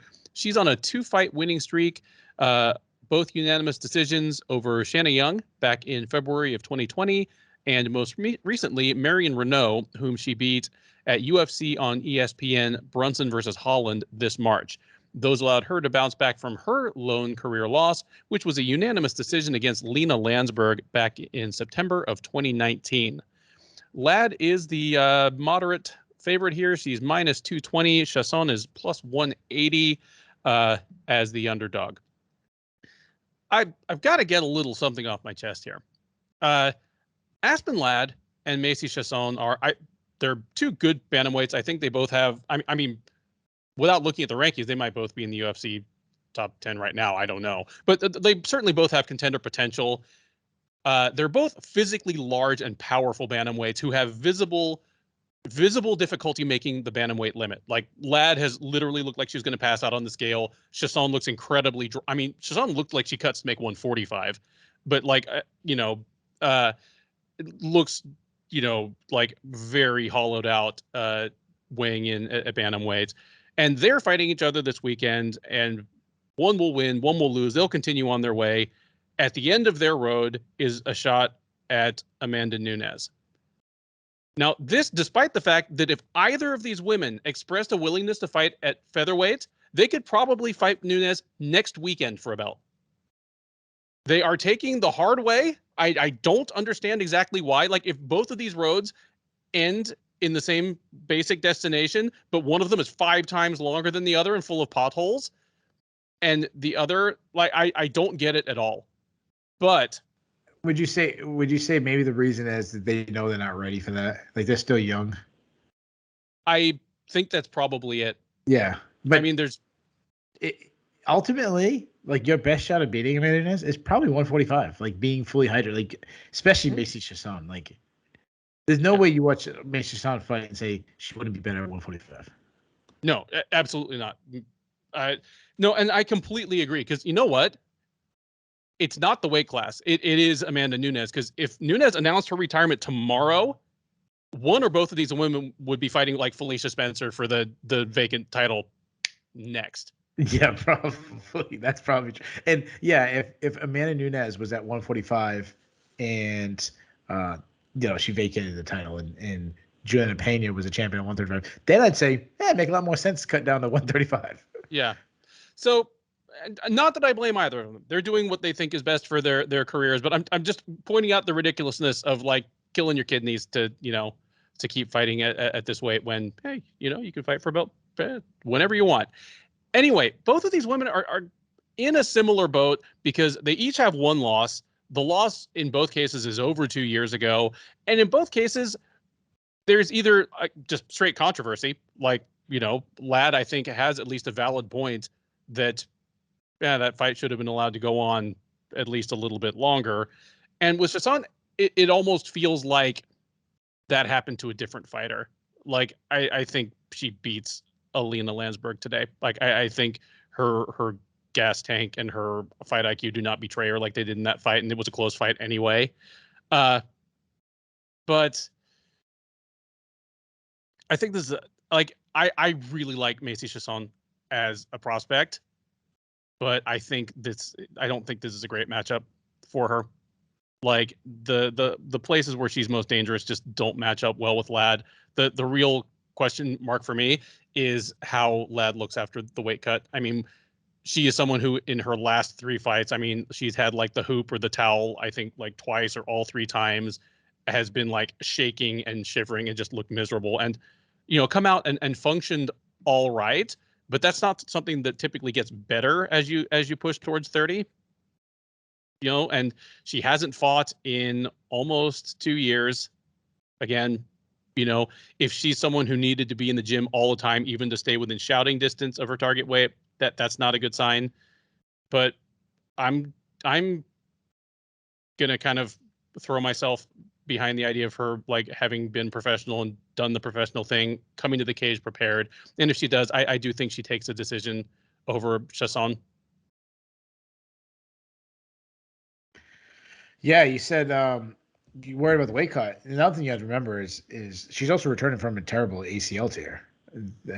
And one thing, just side note, like, think about like the top athletes in the world and a basketball player or a football player or something like that, when they tear an ACL their first time back, like the basketball player plays 12 minutes of the game, that's the whole game. Or like, for example, Saquon Barkley, anybody who plays fantasy football knows, like, Saquon Barkley, his first couple of games was getting limited carries. That's not how it is in MMA. Like, oh, your first fight back, yeah, here you go against another one of the top prospects in MMA, and good luck. Hope your leg's okay. Yeah. Aspen Lad, she's 26 years old. So I definitely and we broke down this fight before because it happened and then it got canceled. So I'm gonna say a lot, very similar stuff than I said last time.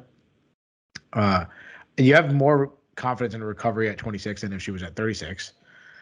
She's very physically strong. She's starting to really reach her power ages. Her striking on the feet is very raw. She's a little stiff. Her hand speeds need to improve. She doesn't really move her head, but she stays tight, which I like. Punches down the pipe. She gets to the clinch. She's got like this mean streak on her. She's very strong in clinch, good clinch takedowns, good top pressure, insane ground and pound, and she just finds a way to finish the fight. Because I interviewed her way back in the day, and I asked her. I said, one thing about you, have like this. You seem extremely mad that someone is willing to go in the cage with you, and she has a little like, I don't know, like insane chick, like, put the bunny in the oven kind of streak in her, like, no, in the bat. What is it? What was the in the pot? That was what it was in the pot, right? The bunny boiler, yeah. Yeah. There you go. I shouldn't try a pop culture reference because I'm not good. Now Chiasson, as you mentioned, she's obviously huge for the weight class. How she makes it, no idea. We both in agreement. She should move up to one. Like she looks like she could fight at 155 against Kayla Harrison. She had big reach, long arms and legs, good power. She has a solid chin. Like she's been cracked and continues to move forward, which is impressive considering she has some pretty good defensive holes.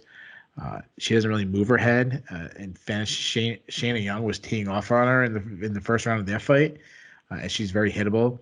She kind of reminds me, and I use this example a lot, is Tim Means, where she's taller, but she doesn't want to use her reach. She actually wants to use her length inside, where she can get to a clinch, and where she's strong in the clinch. Dirty boxing, elbows in close. Her knees up the middle are brutal. Definitely her best part of her game. She likes to use her size to kind of just drape over her opponent and force them to carry their weight. But she has weak takedown defense. She was taken down by Marino, but to her defense, she worked back up to her feet, which we haven't seen in the past. She did gas against Lena Landsberg, though I think I'm with you. I actually think that might be one of those ones like years from now, you're like, wow, she lost to Lena Landsberg. So as far as prediction goes, Chiasson has the size advantage, but I think that's about it. I see Chiasson struggling with like gritty type fighters. Like Marion Renault had success from just grinding against her. Lena Landsberg obviously beat her, and that's I think what's going to happen here. And the Aspen lad is a lot better at that game than those two girls are.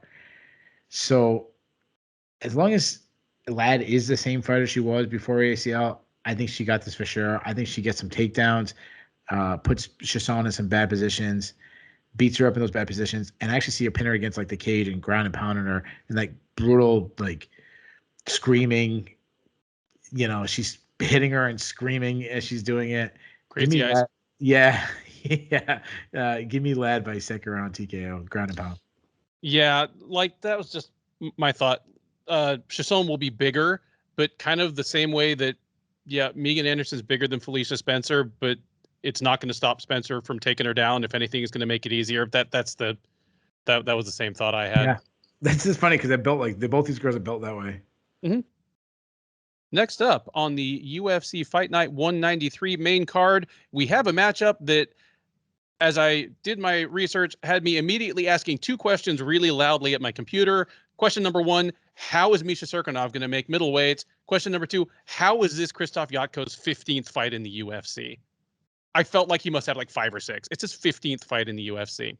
Anyway, as I just said, it is Misha Cirkunov versus Krzystof Jotko. Cirkunov, the 34-year-old Latvian by way of Canada, by way of Las Vegas, is 15-6 overall. He is 6-4 in the UFC.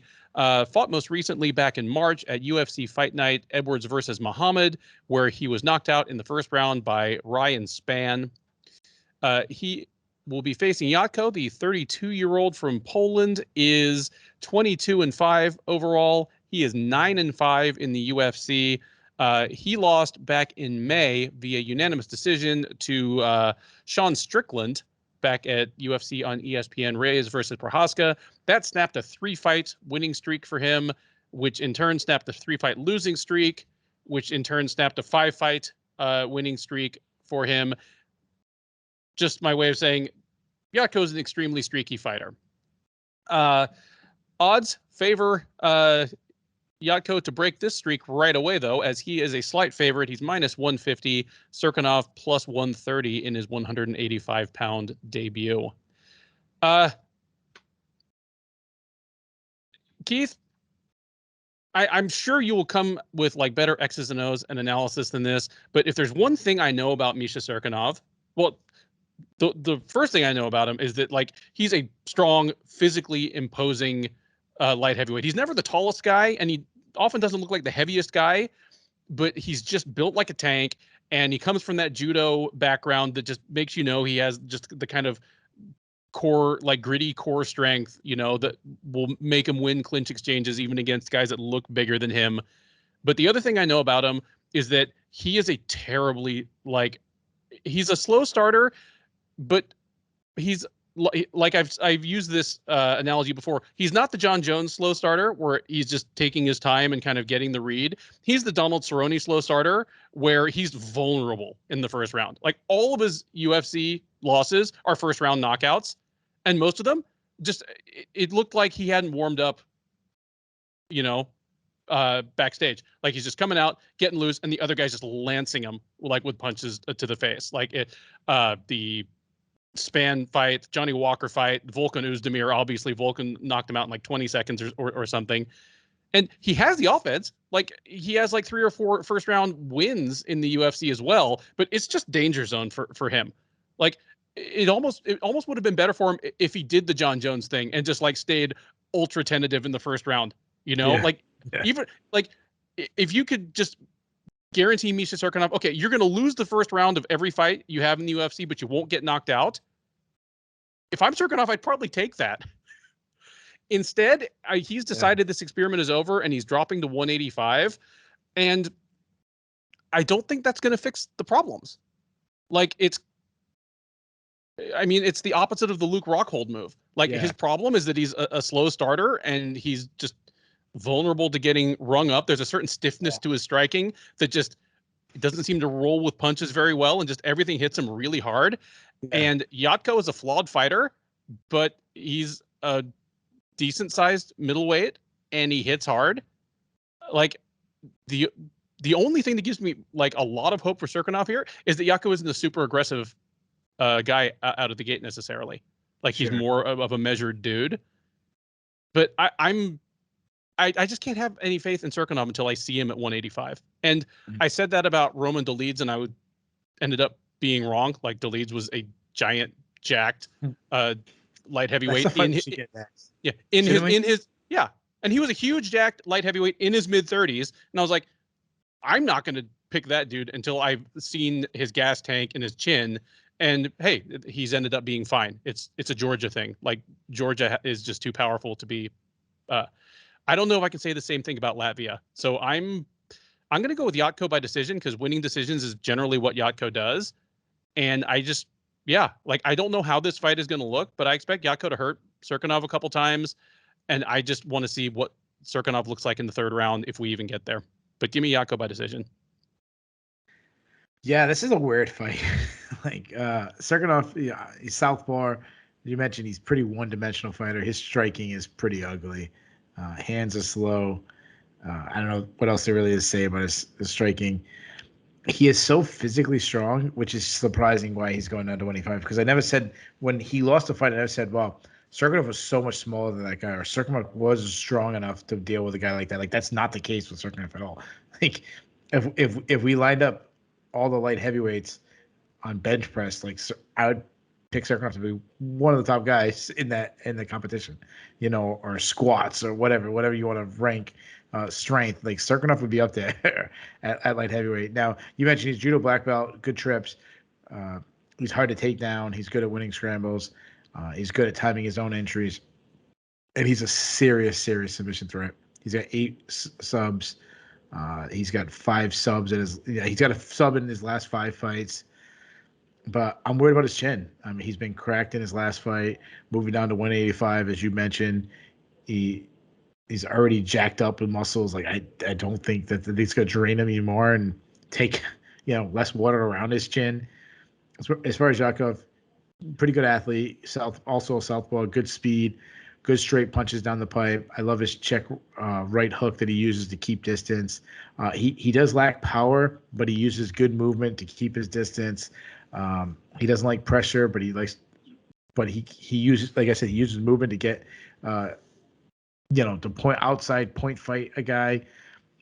But if you pressure him, he can back off the fence. But he's actually comfortable because Jotko either wants to be all the way out or all the way in, because he'll get in the clinch. He loves to just close grappling. Loves to lean on you, grind on you in the clinch. He did to Eric Anders. He did to David Branch. I'm impressed with his balance and his hip control in there. He's good at winning scrambles. He has been rocked in the past, so that's concerning. But Cirkunov's not the guy that's going to crack him on the feet, unless somehow moving down the middleweight he becomes like K1 Cirkunov.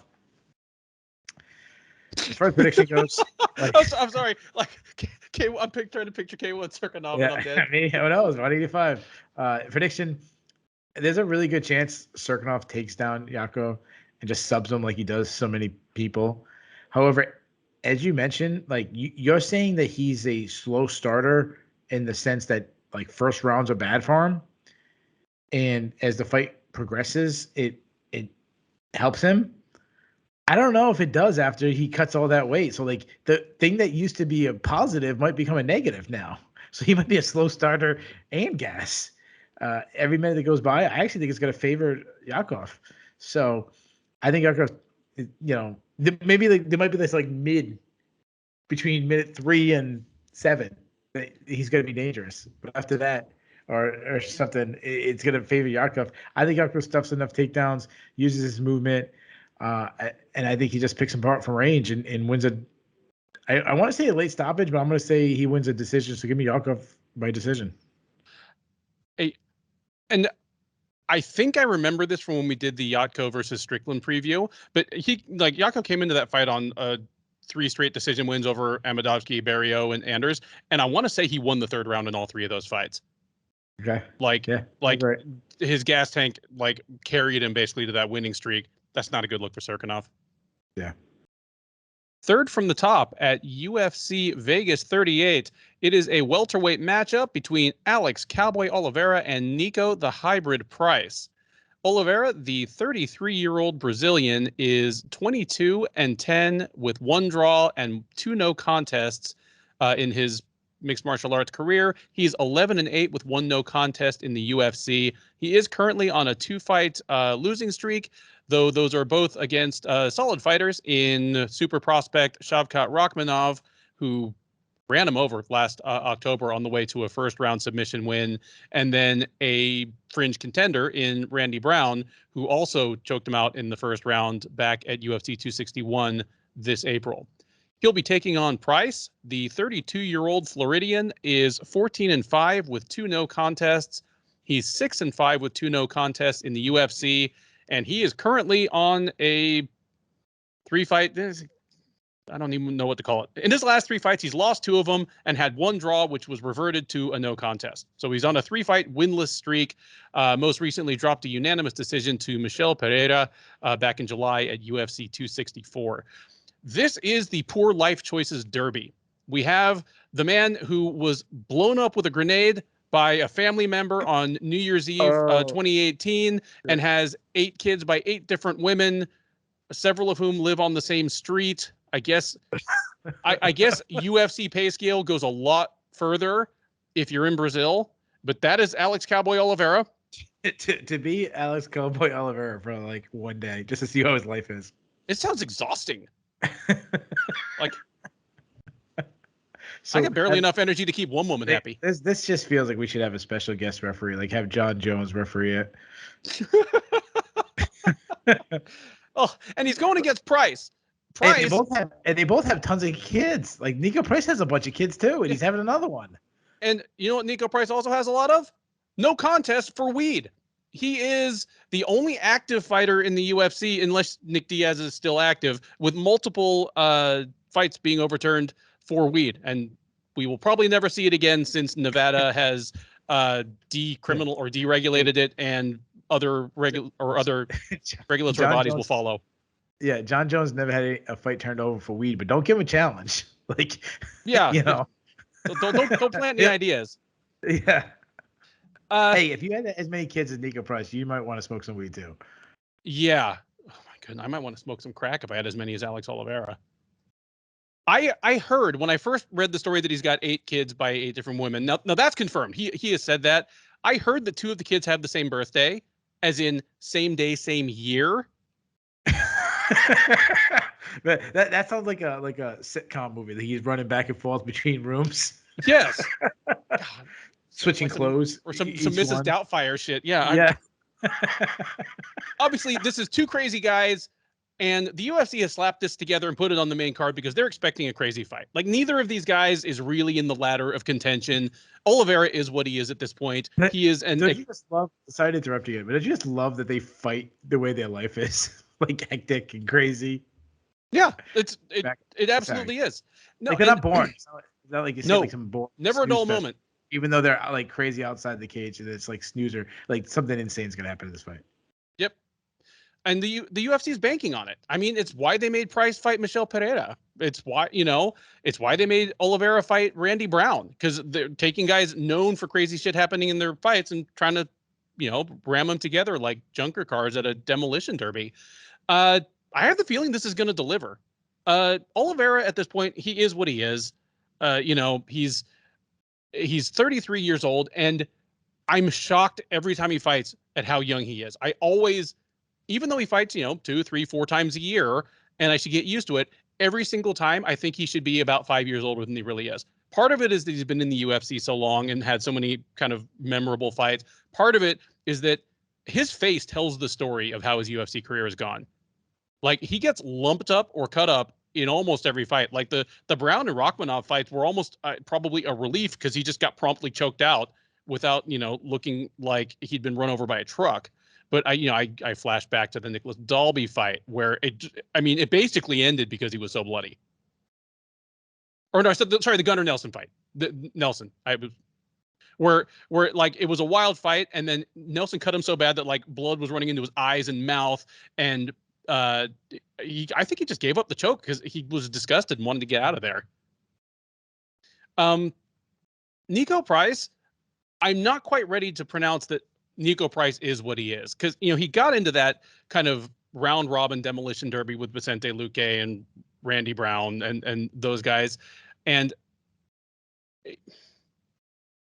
he's a guy with a ton of offensive tools who is often so aggressive that he finds way to lose to guys that he should win. But I think that's like actually still a fixable thing in him. Kind of like I'm always surprised that Oliveira is only 33. I'm always surprised that Price is already 32, because he just has something of like the raw 29-year-old about him. And maybe that's and why, like the personality of a 13-year-old. So that helps too. He's an odd duck. He's a big, long, rangy guy. I'm also always surprised that he's not taller than he is. Like, he's listed at like 6 feet even, and he just feels like a Tim Means or Neil Magny type, like 6'3" featherweight. He just fights rangy. He's got long limbs, and he fights like a taller fighter. But I have him over Oliveira here. I think Oliveira's on his way down. He's a bit more of a spent force, where Price is still prime Niko Price for whatever that's worth. And now that he won't be, disqualified for weed, there's really nothing standing in his way. So give me Niko Price. I would say Price by decision, but give me Price by some kind of like blood-soaked exotic technique that we've never seen before and we'll never see again. Like the Randy Brown thing where he hammer-fisted him while trapping his head on his shin or something like that. But yeah, 3rd round stoppage win for Niko Price. Yeah. I love this fight. I just love it. I want to know if Niko Price and Alex Oliveira, did any of their kids share a birthday? That's what I want to know. If this was really a sitcom or a comedy movie, we'd realize that there's a kid out there that each of them thinks is like his kid. Oh yeah, they're fighting over the kid. Niko Price is like, that one time I was in Brazil. Has Niko Price fought Mike Perry yet? Did that happen? I forget. No. Because we got to get Mike Perry. Like, somehow Mike Perry's got to be in this fight too. I'm surprised they didn't fight locally in Florida. Like, at some point. Yeah, we gotta get Mike. I mean, I know Niko Price is. I mean, maybe he's not, but he seems like he's way ahead of Mike Perry at this point. But just the two Florida men going at it. Uh, I once interviewed Niko Price. I was like the first person when he made his UFC debut that like interviewed him when the news broke, and I interviewed him at like 7 a.m. It was it was crazy. uh, anyways, back to this fight. Niko Price is a good athlete. Like, say what you want. Like you said, yeah, he is a long, lengthy. He's got those weird long arms. He, I'm gonna keep saying this, and I've said this the last couple of fights, but I think it holds true. Like, he loves a brawl. He's a wild man. He's pure chaos. Presses the action. Willing to eat a punch, to land a punch. All the stuff you say about guys who want. But then recently, he's kind of shown a willingness to kind of slow down, stay composed, and be competitive, and shows a pretty decent technical kickboxing game. As you said, he's a long and rangy fighter. Nice jab. He's got big power to match his technique. He doesn't like being pressured. He didn't like the pressure of Vincente Luque and Jeff Neal, but I don't know, been on planet Earth who likes to get pressured by those two killers. But if he gets in the clinch, he's strong elbow, strong knees, uses his height well to get good angles. He's a weak defensive wrestler. I mean, you go back to his last fight, Michel Pereira was able to take him down 3 times in the last fight. And Michel Pereira is not really known for his grappling. But he's a good submission game. He's got underrated offensive grappling himself. He's willing to scramble. And the one negative is he's willing to scramble and lose bad positions. Now move over to Alex Oliveira. Pretty aggressive on the feet. He's also a very good athlete. He's elusive. He hits hard. He has a very unorthodox striking style where punches get thrown from weird angles, but he also has long arms and stuff. He kind of loops his shots.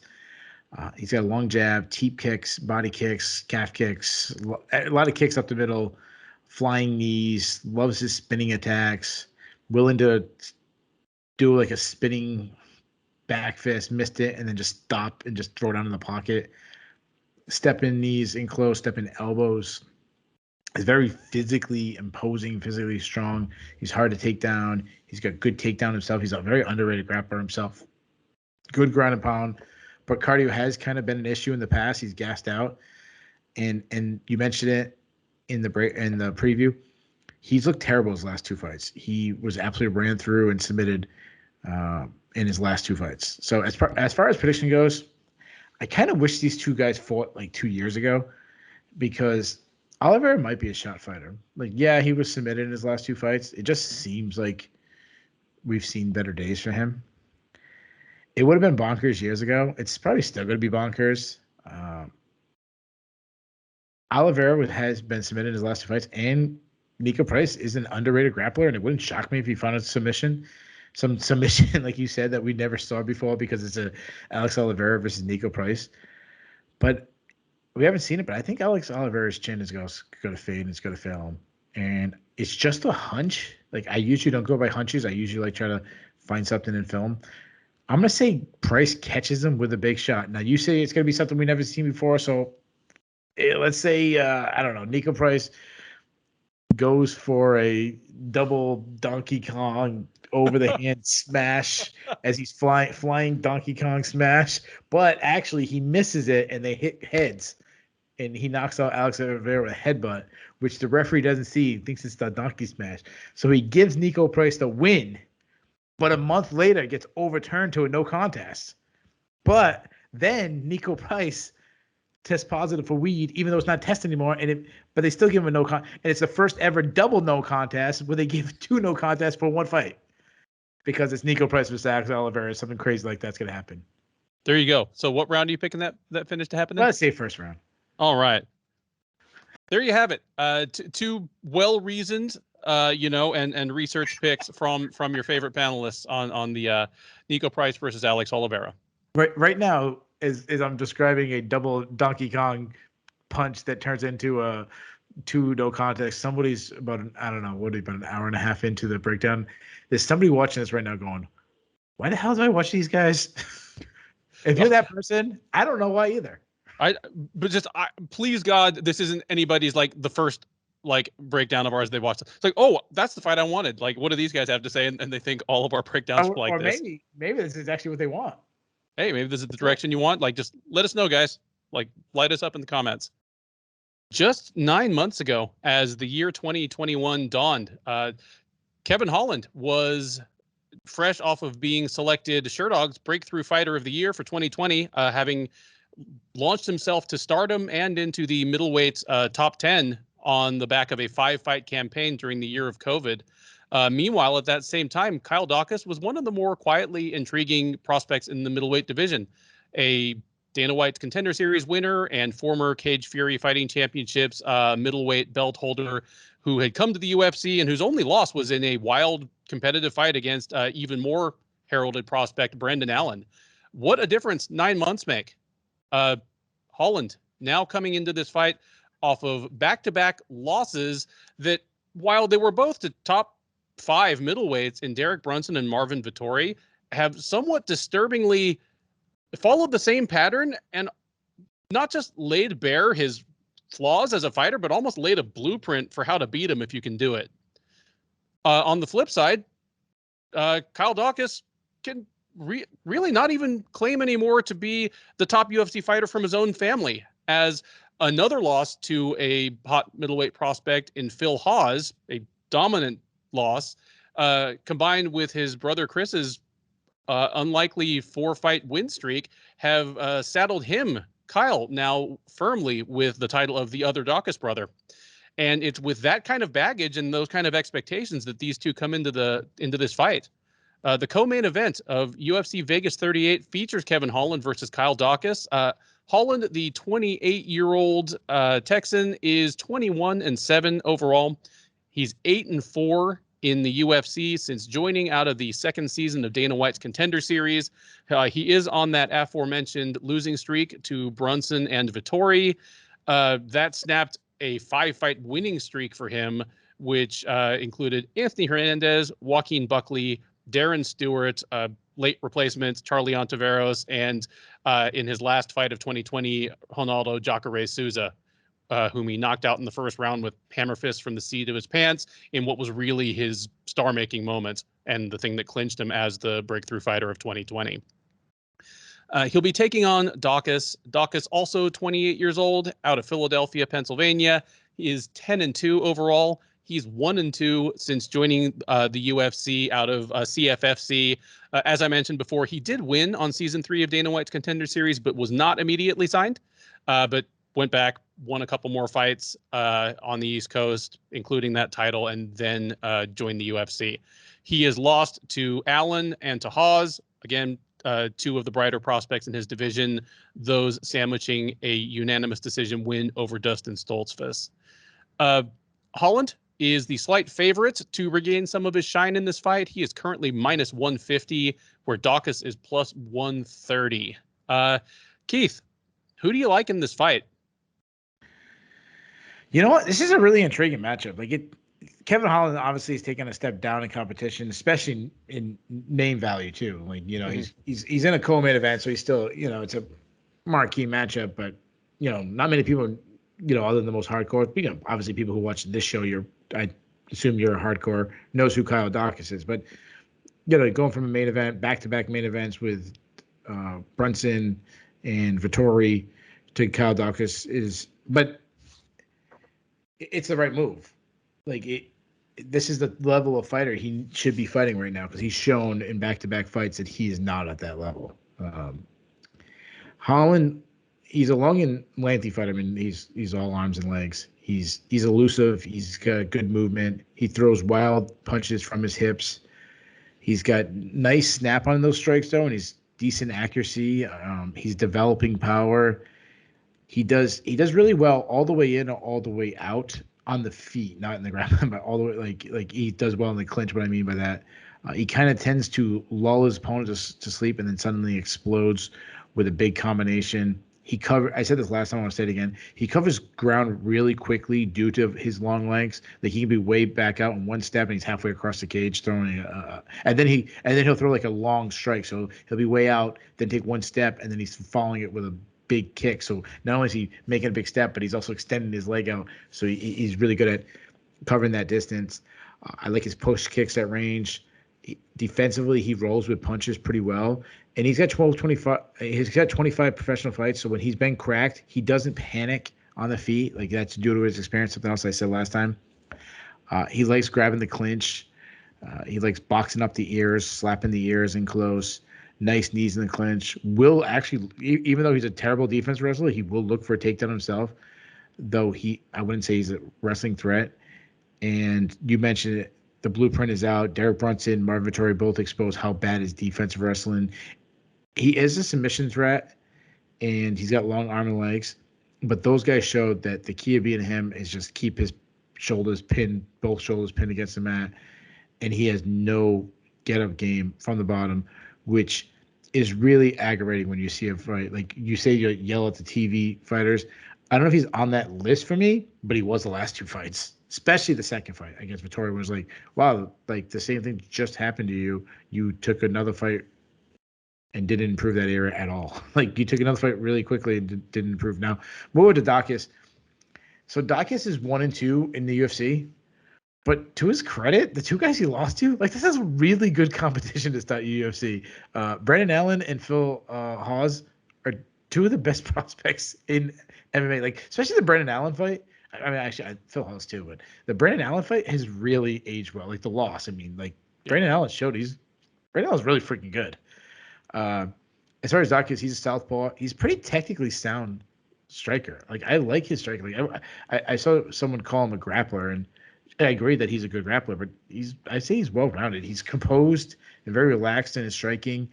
He also keeps his hands a little low, kind of like Kevin Holland does.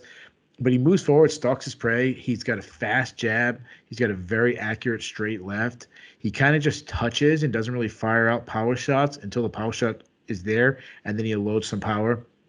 I would say he generates plus power. He's not like a big knock you out, but he's deceiving because when you look at him, he's not a physically imposing looking guy. He's not Phil Hawes. He's not Brendan Allen. He's another guy you could see big muscles. He's got kind of a weird physique, but because the way he sits on his punches and how technically sound he's got pretty decent stinging power. Nice long kicks. I like that he blasts the body from unorthodox fighters from that from the southpaw stance. It's something that he was doing against Phil Hawes.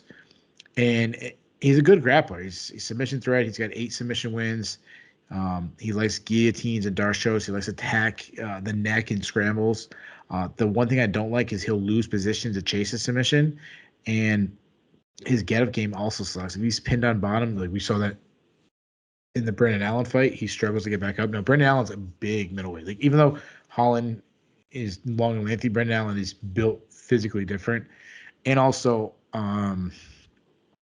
Dacus got cracked in past fights. I mean, Phil Hawes cracked him a bunch. But to his credit, he stuck around and actually made in both fights, he made it pretty competitive. This is a much tougher fight to pick than I think people realize. I really want to pick Dacus. Like I want to pick him. But Holland is the better athlete. He's the better striker. I think he's the better striker. He's faced the better competition. However, I'm really worried about his defensive wrestling. I don't think Dacus is the power wrestler that Vettori and Brunson is. He is also not as physically big, but like those are 2 of the bigger middleweights and stronger. I mean, Vettori's like he's a freaking bull, and Derek Brunson too. Both of the guys. Mm-hmm. I'm really stuck. Like I don't know. I'm taking. You know what? Screw it. I haven't. Last week I didn't take a single upset. And that really bothered me. I have an upset in this fight. I have an upset in this card, so I don't have to. I could call another fight my upset special. But you know what? I'm going to pull it out now. Give me Dacus. His brother's red hot. I'm going to say it goes out to him too. This is my new upset special tonight. Give me I do know Kyle Dacus. I'm calling Chris Dacus. Give me Kyle Dacus. Give me I'm going to say he does it again. I'm going to say rinse and repeat of what Vettori and Brunson does. I say he's smart. I'd say he gets some takedowns on Holland. He wins a really close fight. Give me Dacus by decision. Man, I love that you stepped out on the branch there and took it because I have wanted to pick Dacus all week. Like I said, the Brunson and Vettori fights showed the blueprint to beating Kevin Holland if you can follow it. But as you pointed out, even if Dawkins is able to get Holland down, like he's not a heavy, like lockdown guy like Vettori and Brunson both were. If Dawkins does kind of commit to the takedown early and often, I think this thing's going to turn into like a really fun kind of scramble heavy, like wrestling grappling match. And it's anybody's fight at that point. And that still probably is Dawkins' best route to victory, because if he just stays at range and lets Holland dance around and cut him up from angles, he's just going to lose a pretty straightforward decision.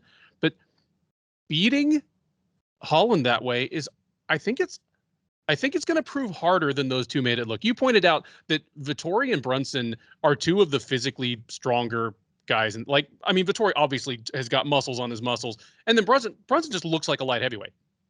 Just straight up, he looks like a light heavyweight when he walks out there.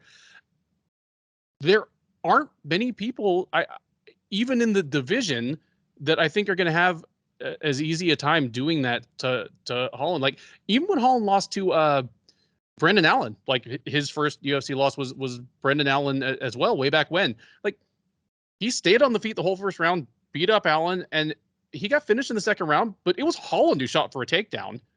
And then, Allen just kind of used a front headlock to sweep, and then he was a much better grappler, bigger, stronger guy, and it was all over. But it wasn't like Allen is the one that just came out, shot a takedown, and just bulldozed him. I'm not going to say that it's all over for Holland until I see a non-top 5 guy do that to him. And while I can totally see Dawkins winning this fight, if he does, I don't think that's the way it's going to happen. So I'm going to go with the slight favorite here in Kevin Holland. But I think this is going to be a really fun fight. And, both these guys definitely need to get some of that shine back. I'm saying it's going to be Holland, but I think it's going to be a real fun fight either way.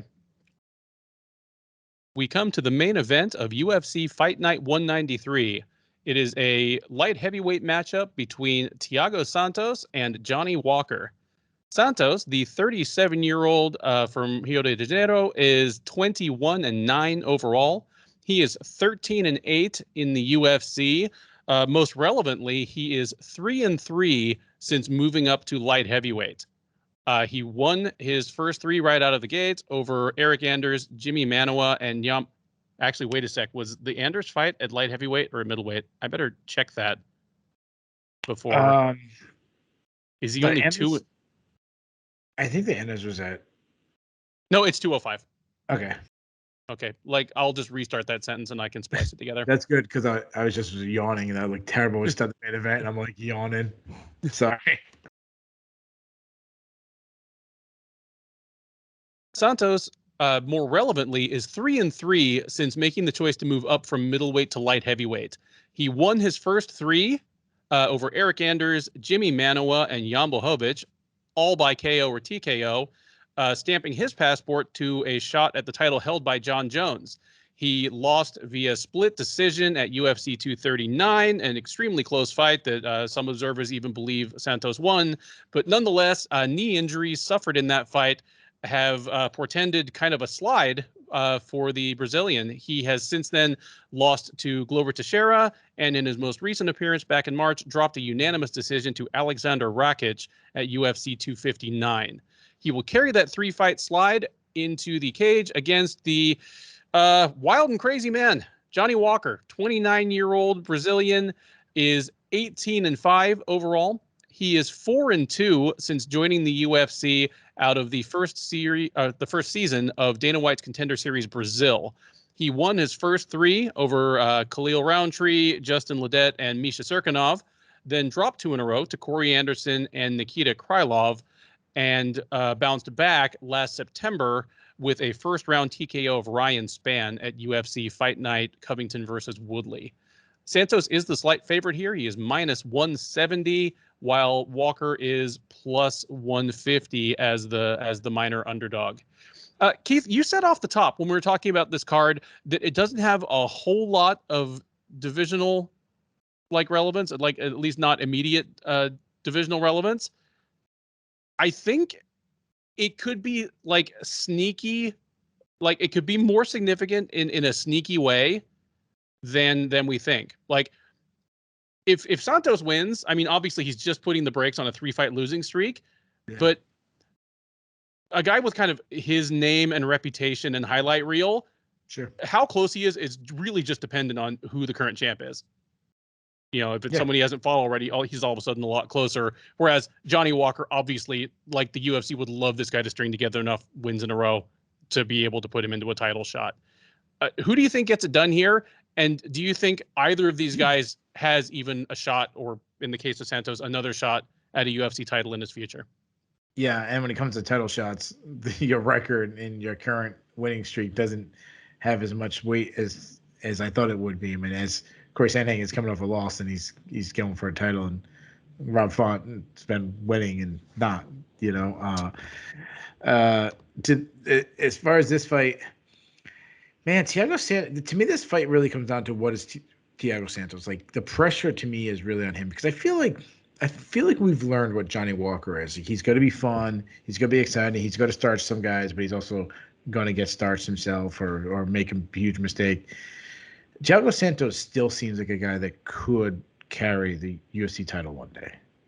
I mean, he's got a win over the current champion. And it's, you know, somewhat recently ago. Like, not brand new, but, you know, somewhat recently ago. But he's on a 3-fight losing streak. Yeah, one was to John Jones. That a lot of people thought he won, and it was a fight that he blew out. But Alexander Rakic and Glover Teixeira losing those 2 fights, you're behind in the line. If he loses Johnny Walker, it's done. It's pull the plug on him. He's all done. Or, you know, put a fork in him. Whatever. I was mixing both those two together.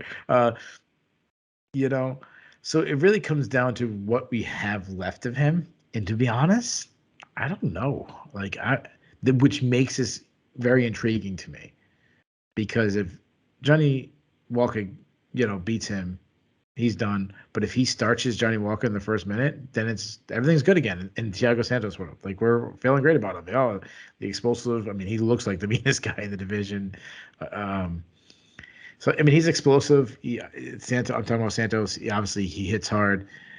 Switches stances. He can fight from both stances. He's got power in both of his hands. And this is good Thiago Santos. I'm talking about, like, you know, his straight left when he's in the southpaw stance is deadly, which is surprising because he isn't the most technically sound guy. He throws a lot from his hips. He was having success with his kicks, his calf kicks against John Jones. But his takedown defense is really bad. We saw that in the Glover Teixeira fight, where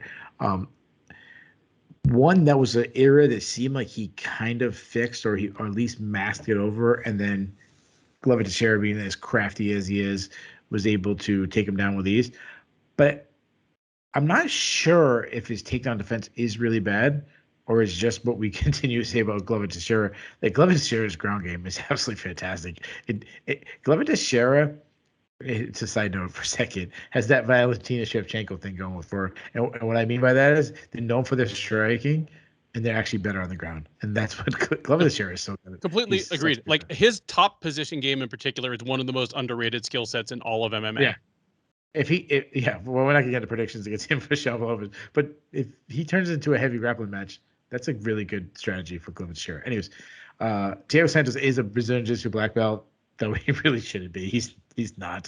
It's one of those Nick brothers belts, I guess, as Chiasson would say, or something. It's not as a, you know, he's a, you know, they say there's like the toy in the box of Cracker Jack is what he called him. Yeah. Yeah. You know, they say this guy's a world-class black belt. Like, whatever the opposite of that is for, like, the lowest level black belt, that's what Thiago Santos is. We've seen him smoked on the ground. I wrote he got smoked on the ground, but Glover Teixeira beat him on the ground so bad I wrote it down twice for some reason. Now Johnny Walker, he's so explosive. I mean, I said that was the lead to both guys, is how explosive they are. He's physically strong. I mean, we talk about how wild Niko Price and Alex Oliveira can be. Like, that's Johnny Walker drinking Johnny Walker. Like, those guys drinking Johnny Walker might be equal to actual Johnny Walker. He's a wild man. Spinning attacks, flying knees, and this is light heavyweight doing this against doing it. You know, trying to fly a flying knee on another light heavyweight. Obviously, he hits very hard, but his chin has been cracked, and it's been cracked recently. I mean, Ryan Spann, in his last fight, Ryan Spann hurt him bad, almost knocked him out. Go back to the Corey Anderson fight. Corey Anderson knocked him out. He's not. He's got some question marks on the ground. He defends takedowns in his last fight with the Travis Brown style downward elbows. I agree with Safe Sayud. I actually thought they were the punches and the hammer fist and the elbows were to the back of the head of Ryan Spann. It has been overturned, so it doesn't matter. Not that those fights have been overturned. But if he ends up on top, though he's not really a grappler, if he ends up on top, he's got really mean ground and pound. He's just a big guy who got long arms, can kind of throw hammer fist down on you, but weak takedown defense. And his gas tank looked really, really bad against Nikita Krylov. Like, we give him credit for being able to go 15 minutes, but it was an ugly. Like, the last round was really ugly. So as far as prediction goes, I'm going to go with Santos simply because, I mean, even though he looks really terrible in his last bout, I just don't trust the chin of Johnny Walker. I mean, he keeps his chin really high. It's a big target. And regardless of everything, if Santos has lost a step, we don't see his kicks at all anymore, really. If he's simply just a boxer, the last thing you lose is your punching power. And if Santos has a third of the power that he used to have, that's still enough to connect on a big chin like Johnny Walker and put you out. So I could see Johnny Walker landing a big shot. I could see Thiago Santos. So I'm taking Santos. I'm going to take him to win by a first round knockout.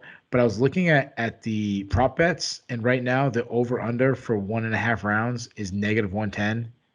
Pretty much even line to go under. I'm going to take the under on that because Johnny Walker's first caution to win, and he's going against probably the biggest hurdle he's ever faced. So I don't know. I ever do all prop bets is my best bet, but my best bet of the night is taking the under on 1.5 rounds. I want to remind everyone, if you do bet, please bet responsibly. Don't bet huge money, just $5, $10, whatever you want to get you more excited. But I like Santos versus Johnny Walker on the under of 1.5 rounds, and I like Santos to win.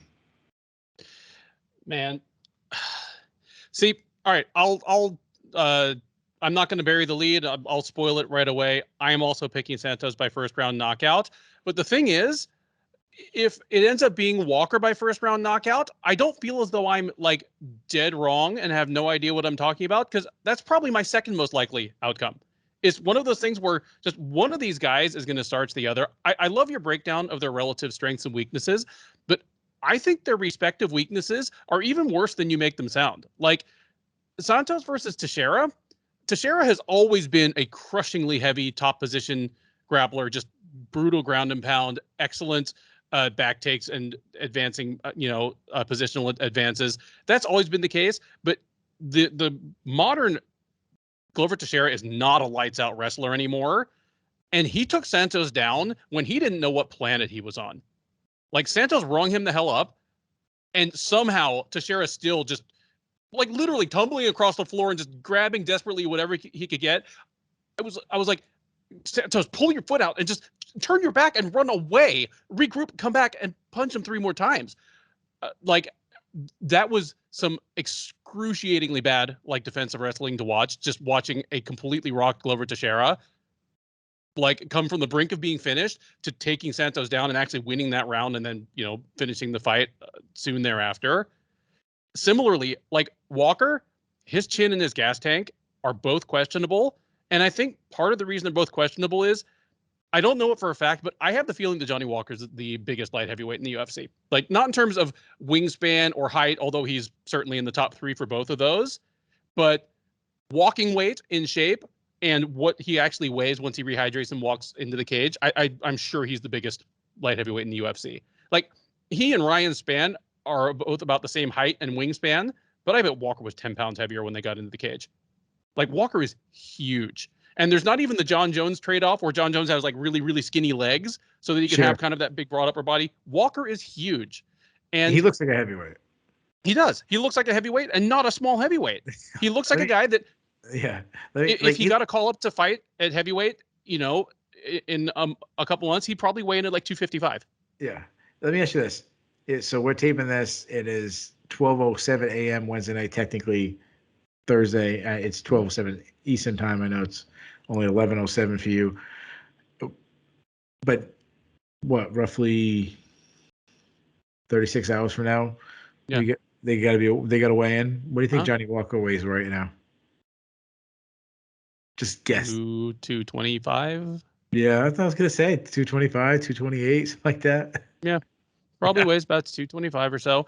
And while that combined with his furious pace and his power and his athleticism, like he's an extremely athletic dude. Like it's not just that he's like this giant lumbering guy, like that dude we saw lose on the Contender Series. Yeah, anyway, don't even want to get into that. He like that all makes him incredibly dangerous, but that weight cut, it has to be impacting his chin, which we saw tell on him against Anderson, where he got stunned by blows that, Anderson's got good power, but, Johnny Walker made it look like he had great power. And then, dude, if you make Nikita Krylov look like a cardio machine, you have a problem.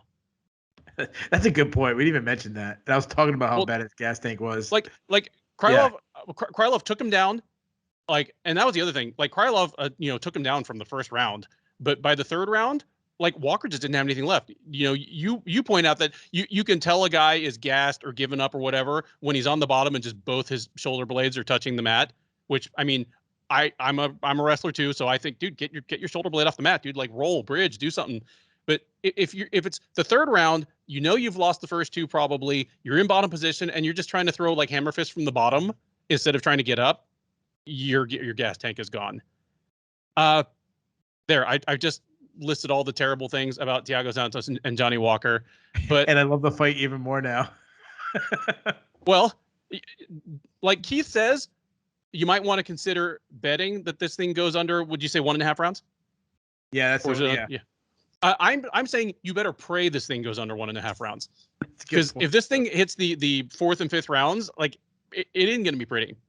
But I agree with you. Like the standout matchup of strength versus vulnerability here is Thiago Santos's power, his punching power, because as you said, he just doesn't throw kicks anymore.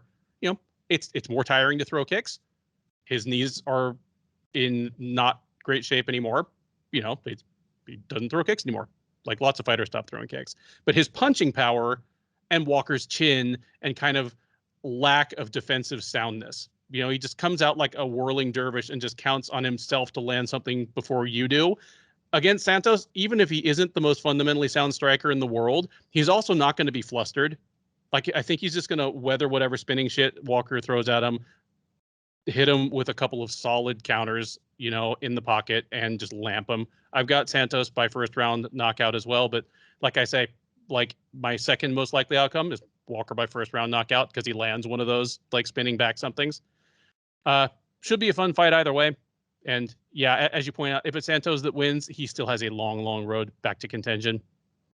He'll retire first. Like, I think we were talking about this last week, that he and Yana Kunitskaya, I think they're actually married now, kids on their way to, on their way to wedded bliss. So, it's been a good run for the guy. Got a hell of a highlight reel out of him. But yeah, 2 calls for Thiago Santos by first round knockout in the main event of UFC Fight Night 193. Any other thoughts on this card before we wrap it up? No, it's gonna be good. Like it's not the most star-studded, but I think we're gonna have some entertaining scraps. I have the feeling it'll be a crowded field for performance of the night. Got a few mismatches and a few action fighters. Those all, spell good stuff. That's it. This has been the Sherdog Radio Network preview for UFC Fight Night 193, Walker versus Santos, Santos versus Walker, also known as UFC Vegas 38. I'm Ben Duffy, Sherdog Senior Editor. This is Keith Schillen, Executive Producer of the Sherdog Radio Network. Be sure to catch us right after the main event. We will be going live, as we always do, on the Sherdog YouTube page, where we will recap all these fights. We do the preview from bottom to top. We'll do the recap from top to bottom, react to every fight, give you our awards, both good and bad, for the performances, talk about what's next for some of these fighters. The live chat is wide open and extremely live there. There's usually some great discussions going on, and we will take your questions and comments throughout the show. So please, come hang with us right after the main event this weekend. Until then, thanks for listening and enjoy the rest of your week. Hey, Macarena.